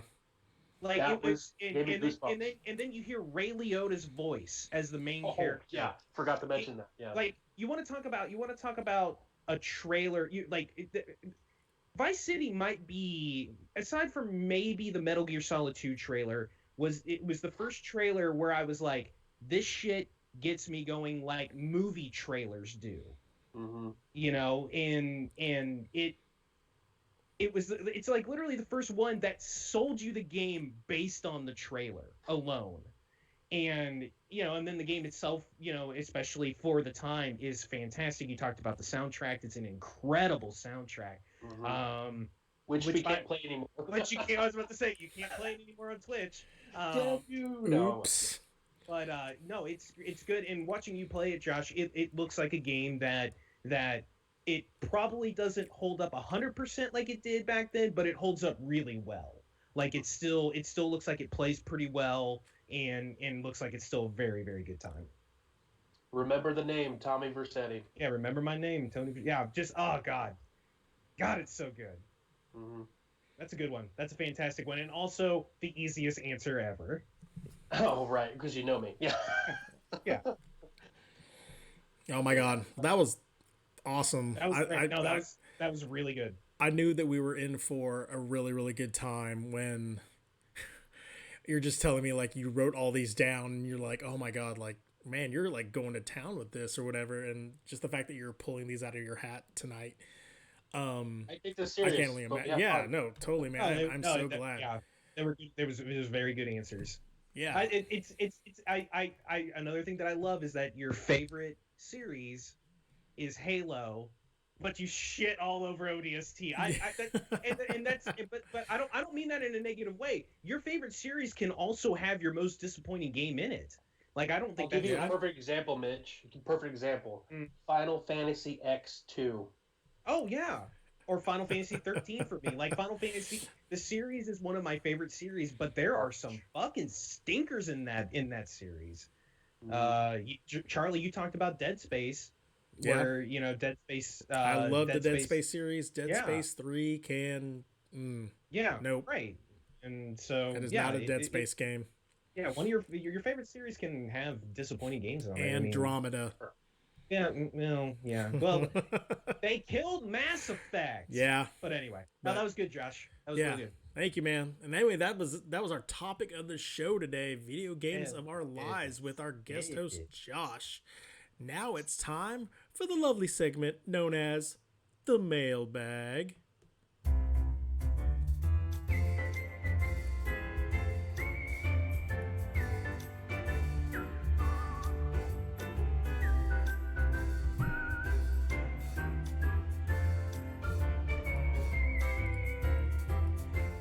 And if you have questions for our mailbag, you can send it to us at the mcgamescast@gmail.com. You can drop us a line on our Twitter. Just give us a DM there. You can drop us a line in our chat tonight if you're on. We got a couple of questions tonight. One specifically from Smithy. What is, in your own opinion, the most important piece of tech knowledge a streamer has in their arsenal, and why? That's a really good question. It's really good. I can go first. Yes. To me, technology is less important than kind of your knowledge of the game itself, like playing the Twitch game. And I think it's about networking. You have to network. You have to be in other people's chats. Hang out with people. Be in discords. To an effect. Use your social media the right way. Because Josh, when he plays on his PS4. It's a very basic setup through his PS4. And it's great because we're not there to see his technology. We're here to see him play the game, see him. And so, yeah, you can have the best camera, you can have the best setup, you can have the greatest setup in the history of mankind, but if you suck at streaming, who cares? So, yeah, you want to have good technology if you can afford it or you can set it up, but you got to be good at what you do. Josh, how do you feel? Took the words out of my mouth. No, yeah, for sure. Like, I sometimes, get sad or mad at myself. Like, man, I want to save up to get a PC and nice camera and all that good stuff. But it boils down to it. If you're yourself and you're entertaining, whether it's information-based, you're funny, or you're damn good at that game, it's going to pay off in itself eventually. So I become patient and I just have fun with it, Exactly. If I get one person or 50 people in my stream or a billion people, well, a billion people would be different, but you know what I mean? Like, Yeah. the feeling, It's you're really- sharing an experience and do your best with what you have. And that's what I'm doing right now. And that's the knowledge. If I can give any tips, just be yourself and it will come. 100%. Yeah, I feel the same way. It's all about the person behind the camera. It's not about what the camera's made of. I've seen several people in the Twitch streaming business that they've got the most banana setup, and I'm envious of them because, man, they've got these great rigs that, I would love to spend, some of my hard-earned cash for. But at the end of the day, I'm watching, I'm like, even if it's a game like that I'm really, really not interested in, I'm like, okay, let's see what you got. And they're just playing, and I'm like, that's great, and all, that's fun. How they get as many followers as they do, maybe that's just what they want to see. I want to see the person behind the controller. I want to see interaction. That's just me. And so what you're saying, Josh, it's all about having fun, taking your time. If I literally have started. In my last few streams, I've covered up my follower engagement on my OBS. I just don't want to see that because that number can make or break you. Like when I played RE2 that one night, I was hoping to have interaction with a crowd or whatever, people, or not just a crowd. I'm talking about a few people, but it just happened to be the wrong night for everybody. And feeling like you're alone on that island, it's like you were saying with RE7, the fact that you're able to interact and engage with the chat and stuff like that and have fun doing it. In playing RE2 for the first time, I got freaking scared. I mean, Mitch, you saw me a couple times. I'm looking behind my back. There's car alarms going on outside. Sure. And just I wasn't comfortable in my own skin. So I was like, no, that's not all about that. In the beginning, it's very hard. Josh, because you've done it on multiple platforms, you've been doing it longer than us, but you know this. It can be very difficult in the beginning because you have this idea of, if people aren't watching, what am I supposed to do? This doesn't feel right. Why am I doing it? And you hit a point. Something happens where you're playing something, you're streaming, and you stop caring about that. And it's a really freeing moment of, oh, I like playing this game. The only difference is that there's a video here. I'm still gonna play the game. And then when you forget about that, that's when you have those days or nights where a bunch of people come in and start playing, watching, and you stop caring about that stuff. It's very hard to do, and I still struggle with it at times too, and I think we all do at points. But you're right, Charlie, in that sometimes it might just be better to just cover that stuff up to the point where you can't see it. And, you know, it's very hard. But yeah, if you just be yourself and just hang out like we do, you're gonna be fine. It doesn't matter it doesn't matter what technology you have. Yeah. If you unless you guys have anything else on this topic, let me interrupt real quick. Sure. Our good friend Sean, North Texas Jedi, in the chat is asking a very important question. He is asking, what is the best Little Debbie snack and why? Oh man, the fight is about to Oatmeal break cream out. pie cookie. Oh. That's a good one, and it's in my top 3. But to me, what is it? I really like zebra cakes. I really like. It might be the Nutty Bar. I love the Nutty Bar. Oh, nuts. Yeah, nuts. And of course, the correct answer is Star Crunch. Next question. Star Crunch is number 2 for me. I just would like to point out that nobody even said that the fucking Twinkie is it's fucking garbage. Get the fuck out of here with Twinkies. I mean, I'm not gonna say the Twinkie is garbage, but I think it's a little overrated. yeah. I think it's overrated. So. Sean, what's I mean, it's yours, literally- man? I don't know. Oh, no, But yeah. Twinkie's not Little Debbie, it's Hostess. Well, you know what? Fuck Twinkies. You know what? Fuck them even more. Star Crunch is number 2 for me. Star Crunch is Sean, what is yours? I'm curious to know now that we're in the middle of this. The reason I say Star Crunch is because there you go, oatmeal cream There you go, pie. oatmeal cream Nice. Yeah. There you go. Oatmeal cream Yeah. pie. Oatmeal cream pie is number 3 for me. I love the oatmeal. I go with They Star come in Crunch two sizes. because You get the Boom. jumbo. Big jumbo. You get the big boom. Yes. I go with Star Dude, I'm Crunch. gonna go get some Little Debbie's. I'll see you guys later. I go with Star Crunch literally because of the fact that when I was growing up, my grandfather had those things on top of his Tina had refrigerator. those too. Yeah. And whenever I would come over, I would always get one. And It's so good. It just having one, I can hear my grandfather's voice again. Like I get choked up a little bit just talking about this, but like oatmeal cream pie is bananas awesome. I love that. It's good. It's I love it's it. I great. love it when you go to the store and they're doing the $1.25 per box, and it's like, well, I guess I'm stocking up for 3 weeks, and it turns into 3 days. Yeah, like the Nutty Buddy bar. Like Oh, so I good. love that too. Like they're all delicious. Like what's the pink balls? Snowball. Snowball. Oh, well, The Yeah. pink All right. balls? there's that name. Can someone please click Oh. that?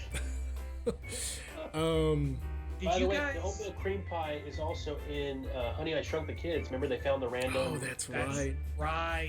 Did you guys Yes. do the thing with the nutty bars where you would take off each layer? Each layer? Oh yeah. And you would take the peanut butter off of it and eat the peanut butter separate, then you eat the okay. All right. I'm Yes. glad that's not just me. I'm Yes. glad it's just not Fat Kid Mitch. No, I would totally eat it in segments. Oh yeah. Oh god. Thanks, Sean. Man, that's an awesome question. That's a great question. Question of the night. Who Go is your streaming/gaming idol? I don't know if I have an idol in terms I of a do. streamer. Okay. Go ahead, Josh. His name is Cray G. Okay. Kreyg. Wait, is that the guy with the butt? Exactamundo. Yes! He's my hero too. And not only the emote of the big old booty. What does he but play? He is hilarious. Please guess what he plays. Please guess. Well, Resident Evil? Vice Vice City. City. Vice Yeah. City, Grand Theft Auto 3, and then San Andreas. That is Okay. all he streams. That's all he plays. Wow. That's That's good. Huge following too. 55,000 followers. He's got an average of 200 to 500 people watching him every time he plays. He just doesn't care. He curses. He just Yeah. whatever. He's just so laid back. Yeah. Isn't the streamer that has like that 200 to 500? Aren't they the best? Because because their chats aren't so packed that they can't keep up and interact, but they're really good. Like I I wouldn't call him an idol, but a guy that I really like. His name is Thor, and he plays a lot of stuff. It's usually battle royale stuff. The nicest guy. I don't understand how he keeps up with chat. That guy's chat will be going a million miles an hour, and he's responding to every line. He's just like, "Hey, how's it going? Hey, Llama, how you doing today? Hey, so and so, what's going on? Hey, it's good to see you." Like he's just the nicest guy, and he seems like he's having a blast doing it, happy to be there, and I like people like that. My dude says my name perfectly. That's what got me. Like, whoa, you said my name right, Josh Shizzle. Like, how hard is that? Wow. And do people mess that up? And I gave him every time I give him the bits. You know, he always says my name. He's interactive. And like you said, 200 to 500 people. He keeps up really well, and he keeps joking, and it's just he's hilarious too. Yeah. And he does Beavis and Butthead perfect. Nice. Well, okay. Well, all right. I'll have to go check him out. Charlie, what about you? You got one? Oh, there's a guy that I ran across recently. It's kind of a tie. Like, you know him, Mitch, like Dan Reichert. Yeah. I love watching that guy's stream, like, because it's an extension of what he did with Giant Bomb. Sure. He's no different, is he? No, that's what I like about that is that his authenticity that he portrayed previously at his previous, position at Giant Bomb, it's the same. It's seamless. Exactly. That being said, another guy that I discovered recently, his name is Yoitz Munir. It's spelled just like that, Yoitsmunir. Not Milner. Oh, sorry. He's from Portugal, and he kind of approaches his stream the same way that your guy does, Josh, where he is balls to the wall, just amped up, cranked up. You can feel his energy in the stream. Like he's constantly addressing the chat, which, like, again, I watch other streams to get tips and tidbits on like how I can improve my stream better, plus to check out their contents as well. Sure. This guy, and he's also on Twitter all the time, and he basically speaks to, like, he's one of, like, I don't want to say he's in the forefront, but his the flag that he's planted is like against people who do follow for follows, kind of like what we do here. But he is very, very pronounced that he does not like that. It's all about authentic, relationships. And it's all about, you're not going to have a great stream every day. Lock it up, go to sleep, get better, and just keep improving. It'll come eventually. And just like seeing his words, and like he's always in caps. So I'm always in the impression that he's just constantly yelling. Oh, it's like emails. He responds to all my replies that I send him. Like, so he's very, very active on Twitter and stuff. I mean, he'll talk, his birthday's tomorrow, and like he's already planning like a 12-hour stream. And I'm like, yep, I'm gonna bring this to the party. I have this huge GIF of just like a guy holding like 18 beer steins in his hands. He's like, bro, you better bring more beer. And I'm like, yep, this is that guy. And he's he's just fun. Like, he plays any type of game. He's a variety streamer, and he has bad days too. And like he's not shamed by it. So it's very inspirational to see a guy like that and see okay, this is where I am now. I would love to be where he is, at that point. And obviously he'll have excelled even further than I have. Sure. And just there's an energy about him that just like you're just like rah, like it's the I'm happy to be here. He's Andrew WK. Right. It seems like all the time. It's the I'm happy to be here attitude. Yeah. When it's time to party, we will party hard. But yeah, I mean, right. So those are our guys. Actually, real quick, I've got. Go ahead. Go right ahead. I'm sorry. I've got two more. Okay. Charizard 81 and Josh Shizzle 2323. Nice. You guys are my heroes. Well, hey man, I wouldn't be here without you, bro. So like seriously, like you inspired me to like, hey, I can do this too, and You know, like, hey, let's do this all together, and let's, like, you know, Yeah. form this weird triumvirate of, like, you know, Right. force of, like, attacking this thing. So Well, we're learning from each other, it's and we all have, the- like you said, we all have different things too. Right. We have different things. We have different times. We have different taste in what we play. Like Charlie and Josh, we've talked about. Oh, we want to make sure we're not stepping on each other in terms of the games we play. That's usually not a problem because we all like different things. You know, Charlie, you're doing kind of you do a lot of the retro stuff here and there. And, you know, you're doing some Resident Evil stuff, but then, you know, Josh is doing his thing with his retro stuff and Resident Evil, like, all separate. And I'm just like, I'm a Rocket League streamer. We need someone to play Rocket League here. Someone's gonna, God damn it, someone should play Rocket League. But I mean, it's a good dynamic, and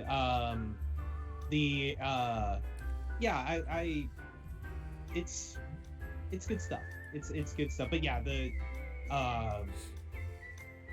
I don't know where I'm going with this, so let's just goddamn.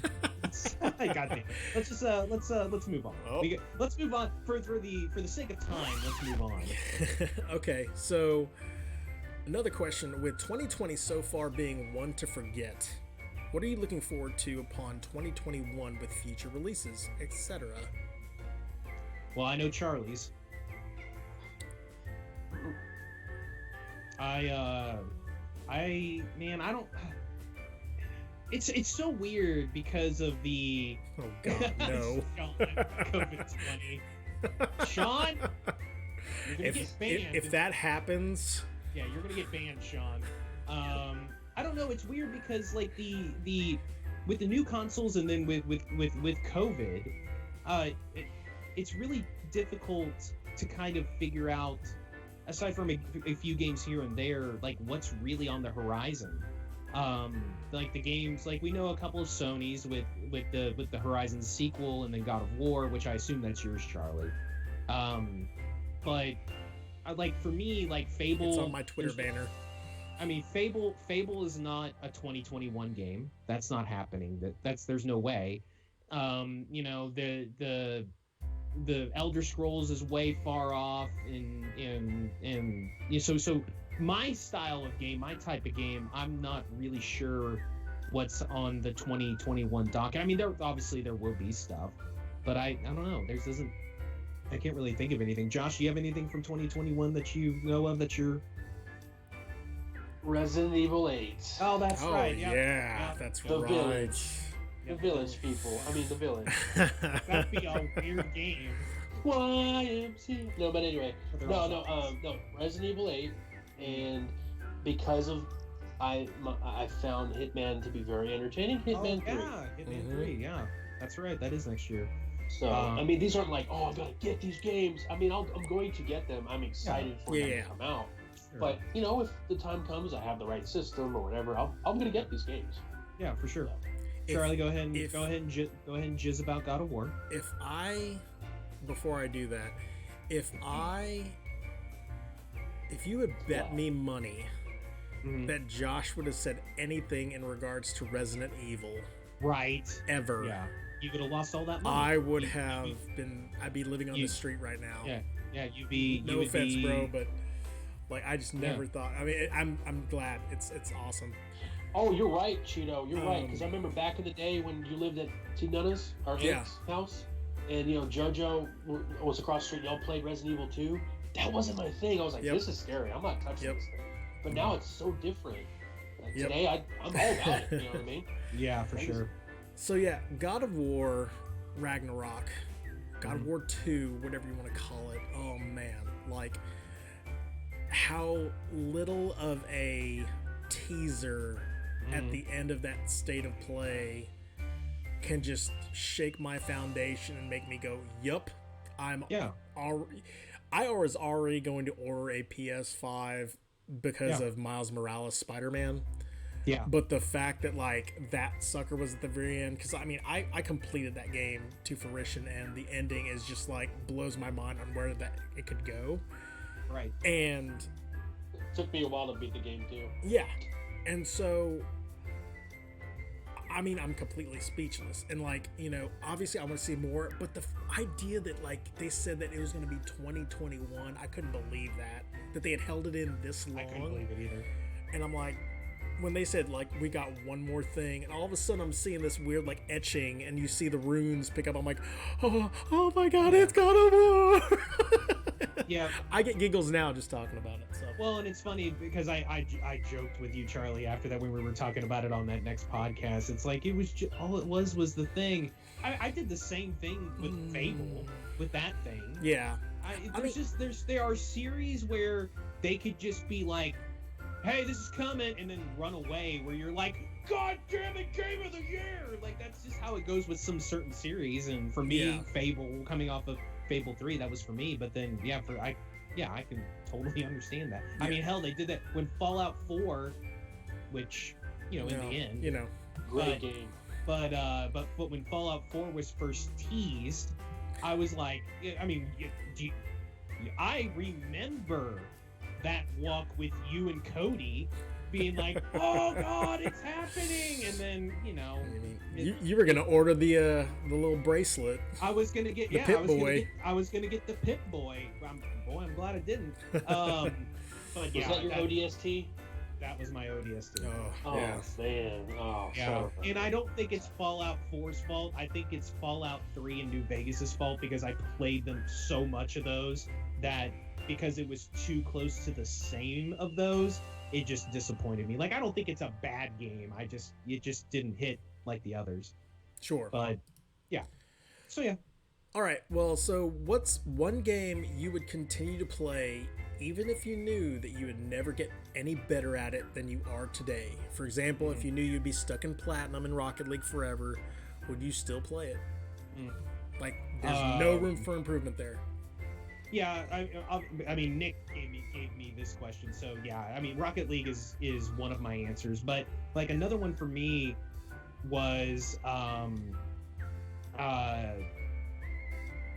until I kind of stopped playing it, but for me, Fortnite, because I played a ton of Fortnite, and I hit a point to where I hit my peak. I was never going to get better at it. I was never going to learn how to build correctly. I was never going to do that, but I was kind of content with where I was and kind of continue to play it. Then you just kind of move on to other things. But yeah, that's mine. And Josh? Rocket League. Oh no! Oh, what happened? We lost Josh. We lost somebody. Oh god, why do I have two faces? Oh no! Oh god, why am I so close? We've got. Hold on. See if I moved it correctly. Hold on, we've got some. Wait for it. Hold on. Oh god. Okay, we've got some technical difficulties going on. I mean. Oh boy. Well. Sean, I don't like horror streams. This is scary. I'm out. Oh no. Well, drat. I'll tell you what, Charlie. Go ahead and talk about yours, and if we get Josh back, we can circle back. Oh, this is horrifying. Yeah, boy, you're big. Let's see if I can. Let's see what I can do. Nope.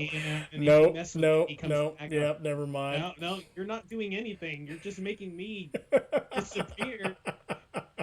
It's the emergency break of the week. Oh man. So I mean, mine. I don't know. Like, mine would have to be. I bet his phone died. I bet that's what happened, or something like that. I didn't think about that. Gosh, I don't know. Like, to be honest, like, I don't know if I could play a game continuously and have it be. Oh gosh, pulling it up now. So sorry. His phone died. No, you're good, dude. Yeah. In. Yeah, I don't know about reframing. That's gonna be fun. Playing a game where I just know that I couldn't get any better at.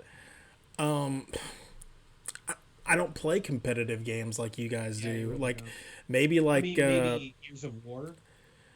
I was thinking maybe Fall Guys, because like I have gotten a crown by myself, but and it is fun to play all in its. You know what? Tetris 99. I would play that thing all the Well, live long 100%. day without even getting better at it because, I mean, I think I'm decent at it, but the idea that like I'm playing against 98 other people and all of a sudden I get completely ambushed, that makes me laugh. It doesn't Right, like, yeah. Well, and I think doesn't the make me best I've cringe ever at all. done. I think the best I've ever done in that game is 6th place overall. see, that's awesome. Like, you've already And yeah, somewhat reached the pinnacle. Like to me, that's a win. Yeah. So yeah. I'm never going to win that game. Yeah. Here we go. Here he comes. Oh boy. Oh, yes. Oh, it works. It worked. Hell yeah. We didn't even have to move anything. Look at that. It's perfect. Sorry, guys. Oh my god. I'm so sorry. It's Yeah, okay. in fact, we didn't even finish that we didn't even finish that last question. So we're good. Oh, okay. Yeah. So my answer was Tetris shit. 99. So Josh, what's your answer to that game that you You all right, Josh? Yeah. Sorry. Go ahead. Yeah, a game that you're not going to get any better at than you are today, but you keep playing it anyway. I guess Rocket League, like it's such a fun game. Like I really don't care how bad I am or how much better I can get. I think I could play it anytime. I feel like people that put any time into Rocket League, that is their answer. That even the low level dregs, people still enjoy playing that game even when they're bad. Which again, Yeah. I mean that just shows how good of a game it is that you can be bad at it and still have an incredible time with it. It's the greatest game of all time. Let's move on, Nice. Charlie. Okay. way to throw that grenade in the room, run out. You knew it was coming. Yeah. after Oh last no, week. no, totally. You can only eat vegan lasagna or vegan cheeseburgers for the rest of your life. Which weird one are you going with? Oh, weird question. That is he becoming a vegan? Is that what's going on here? I don't know what Nick's doing. The answer is lasagna, and it's kind of not close for me. So when they say vegan, I guess it means there's just no meat in it. there's no right? cheese either. I Yeah. don't know. Does vegan mean no cheese? Oh, that changes things then. Because how Yeah. can you have a vegan cheeseburger? That's true. Cheese is made of the cheese is made of something else. I don't know, but I've heard of it. Yeah. Is the fake cheese good? No. Oh, Vegan well then- cheese is made with ground cashews, according to the chat. I like cashews. Yeah. You know what? It's still lasagna. It's still lasagna. I'm with you there. I'd have to do the lasagna because I'm sorry. It is sacrilege to like even have Impossible burgers. That's just my opinion They're on so it. good. They're so good. I don't give a flying F. Well, if you guys want it to it's- taste it's like good meat for so me 'cause bad, of my eat the meat. condition, but I yeah. know. Yeah. I know. But overall, it's sacrilegious. Did you pick one, Josh? Vegan burgers. cheeseburgers. Okay. All right. Sure. That's Okay. fair. All right. With 6 cashew and 50 cheese. minutes. Okay. Well, to close off tonight's mailbag, we got one more. What's one toy from your childhood you wish you still had to pass on down to your kid? Josh, we're going to save you for last here. Mitch, are you ready with yours, or do you want me to go first? You go first, because I have a couple, and I'm trying to hone it down to one. Go ahead. So, it's kind of I don't know if, like, I would love for my kid to play with my old Speak and Spell. I learned Jesus. Why Why do you want to scare your kid? I mean, to be honest, I had more fun with that thing. Like, It's I didn't find it scary. Ow. And there were so many modes on it that, like, taught me, like, language and word, like, how to, put words and sentences together. I'm having a hard time doing it right now. So, apparently it didn't have that much of an effect on me. But, just passing that down to my kid and seeing him play with something like that, like, he's really, really getting into interfacing with his tablet a lot, and I know that something like that, like, he would definitely like get into. He's really, really big into electronics.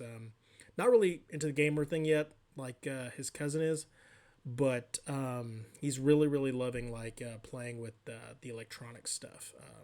Mitch, how about you? So, I mean, like, depending on how you classify a toy, like, I've already kind of done that with video games already. But in terms, if we're going just strictly toy, like I think it's a tie between the old school Transformers, the ones back then that were built really well. Worth a lot of money too. Yeah, if they were in box, which mine of course weren't. But also like I would want to play my favorite board game of all time, which was Crossfire. I fucking loved Crossfire. God, we never owned that, Josh. Oh my God, Crossfire is so. Oh God, and that commercial. Yeah. Just yeah. So that I think that's probably yeah. But like just like your typical toy, yeah, probably Transformers, because that's the thing I was into the most. Ninja Turtles as well, but I think Transformers. I think my son would get a huge kick out of that. Totally. Josh, They transformed your childhood. That's right. Yeah, Josh, you're batting cleanup. What is your childhood toy you wish you passed down to your kid? Or Well, I was smart. you still have it? I kept mine. Sure. Hell yes. Look at that. He's got a visual aid and everything. Yep. 7 years old. I miss He that tested Godzilla. positive. He tested positive for visual aids. Yep. No, but I was 7 years old. Toys R Us. Begged mom. She got it for me and never let it go. They So, don't make and toys like Godzilla's- that anymore. At least No, over they here. don't. They They don't. do not. Same thing with And the crazy Transformers. They thing don't is- make them like them at all. Oh And the no. crazy thing is, I'm a salesman, I look at value. This thing's actually worth about 80 to $100 on eBay, and it's in decent shape. But I'm going to pass it down. And he already plays with it sometimes. So. Well, hell yeah, yeah. That's something you don't give up. Sell your Quincy Carter action figure. You'd have to Nope. disclose that this has been played in the bath several times over. What, as an adult? Yeah. Tony Dorsett signed my action figure, not Quincy Carter. Okay, Nice. fair enough. It's funny if it was Quincy. That is the There was some mailbag. coke all over it. Anyway, No, nice. That is Let me the. tell you another thing about the Cowboys. Oh man! All right, yeah, that is the mailbag for this week. Yeah, if you guys have questions for our next mailbag, you can turn them into the mcgamescast@gmail.com or hit us up on Twitter or on Twitch or in the chat whenever you see us on any of our streams. Good questions. And tonight, to close off the night, we got a little scatter shooting by yours truly. And we got a little announcer that unfortunately you guys will not hear.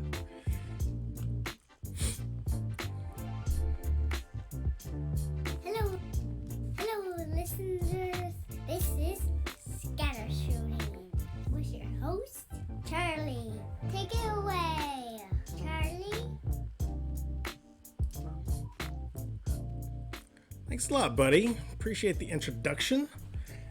I got my son to do a little intro for us. You'll be able to hear it for the podcast. So Looking forward to it. So yeah, anyway, my name is Charlie, and this is the Scatter Shooting while wondering whatever happened to Game Pro Magazine, established in 1988 by Patrick Farrell, sister-in-law Leanne McDermott, and design team Michael and Leanne Cavish. They joined with global giant IDG, and with the addition of the publisher John Rousseau, editor-in-chief Wes Nehey, and renowned artist Francis Mao, they became one of the leaders in video game publishing, widely known for its pro tips and code vault. It was known for its comic book-like avatars and reviewing of games. It had become one of the leaders in print publishing for video games. However, things changed as everything did in regards to print publications in the mid-aughts when digital had become more mainstream. They opened their online video channel, Games.net, that hosted a series of video game related shows geared towards the older mature crowd. The online team later spun off a new cheat site, gamerhelp.com, and a downloading site, gamedownloads.com. I don't know if you guys ever ventured on any of those. As the decade closed and the new regimes came and went with promise of aggressive growth and new online media initiatives, it was clear that GamePro was on its last rope. It ended its monthly publication 9 years ago this October, transforming into a quarterly rotation it was a foregone conclusion that with only one more release in 2011, it had run its course. GamePro magazine and website would shut down just months later, becoming part of the PC World website as a small section covering the latest video games. It's kind of sad, like how you would see something grow up so big and balloon so huge and become so, like, you know, immersive. Like I had GamePro magazine as part of my, you know, regular subscription, along with Nintendo Power, obviously, and, you know, just to see it kind of just go away and just become a little section in, you know, a website now. Yeah. Fun factor. Yeah. We've gone over some spectacular records we've discussed over the podcast, and I want to bring you just one more crazy feat. Elite Mega Man player Aguawaf, Aguawaf, was able to beat Mega Man X, X2, and X3 with 100% completion on each game in a total of just 43 minutes and 51 seconds. Jesus. How the holy hand grenade was this possible? X was previously beaten in 32 minutes, X2 was beaten in 33 minutes, and X3 was beaten in 42 minutes. So how did this happen? Well, there was a tool-assisted speedrun that allowed this player to play all the games at once. His control inputs were used across all 3 games simultaneously. Whoa, so he was playing the game? Yeah. All of the games at... Oh, God, yeah. What a nightmare. Like, I'm like imagining 3 screens and he's just going. 3 controllers too, right? No, it was one controller, so all the inputs fed into each one. And so, if, like, he's jumping on one or whatever, and so, you know, all their maps are all different. And so... Yeah, God. It says here that the runs were not perfect. He obviously took damage along the way. But it is bananas that he beat 3 games for the length of 2 sitcom episodes without commercials, including all 3 final bosses, the endings, and credit sequences happening all through the playthrough. 43 minutes, 51 seconds. God bless it. That's amazing. Bananas. That's awesome. Might be the best speedrun ever. And finally, Ash Ketchum just recovered successfully from a sex-threatening attack he experienced in a battle. He was wearing an oxygen mask over his mouth and nose and laying on the hospital bed. Nurse Joy came to cleanse his body with a sponge. Oh, yeah. Ash mumbled, "Are my testicles black?" Nurse Joy replied, "I don't know, sir. I'm just trying to get you clean." Ash repeated again, "Are my testicles black?" Nurse Joy was quite embarrassed to answer the question and said, "Sir, everything should be okay." Ash just kept asking and asking again and again, "Are my testicles black?" Nurse Joy could not bear a patient concerned so much. So she raised his gown, moved her hand to find and grabbed his penis and testicle, moved it all around, checked very, very closely. And suddenly, Ash exploded all over Nurse Joy's hand. Ash pulls off his oxygen mask, embarrassed at the fiasco, says loudly enough, "Nurse Joy, thanks, but I still need to know, are my test results back?" Oh. Boy. Huh. It's the most graphic one yet. Thank you for listening to tonight's scatter shooting with your host, Charlie. Better luck next time. Thanks, announcer. That was the most scatter shooting joke that I've ever found. God bless it. Oh my God. That was good. Good scatter shooting, Charlie. Well, man, that is episode 14. We put in Yeah. Was it 1 plus a baker's dozen now? Sure, if you want to make it that convoluted, and you could just say 14. Yeah, I know, right? I will say this: it was weird being on the other side. I enjoyed it, and I can't wait to do it again in 2 weeks. But it's weird. Now I know the idea of not being able to hear music and being like, huh, Uh-huh. it's weird.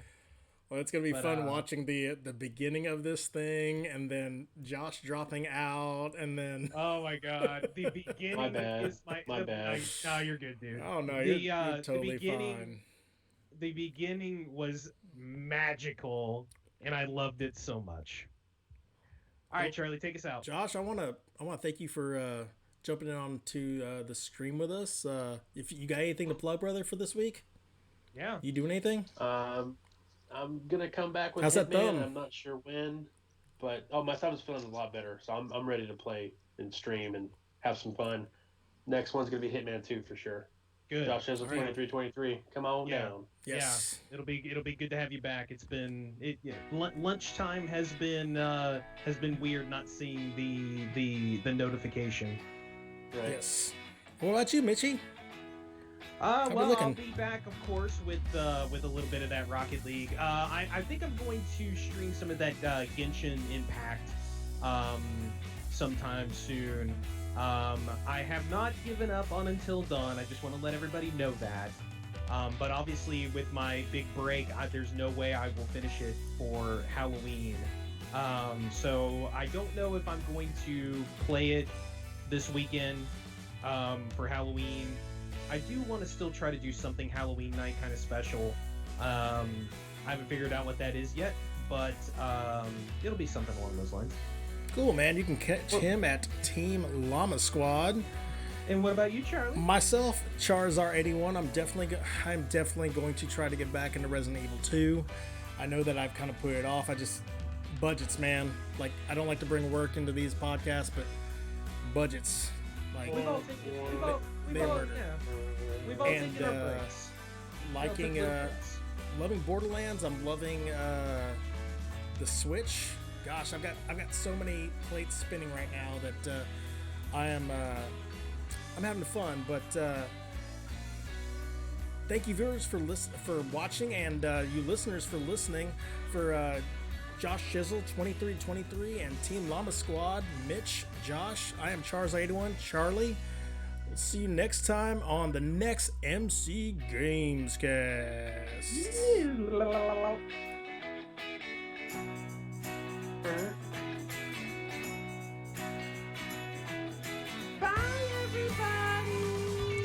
Hasta lasagna. Hasta la vegan lasagna. Don't get any on ya. I want some pizza.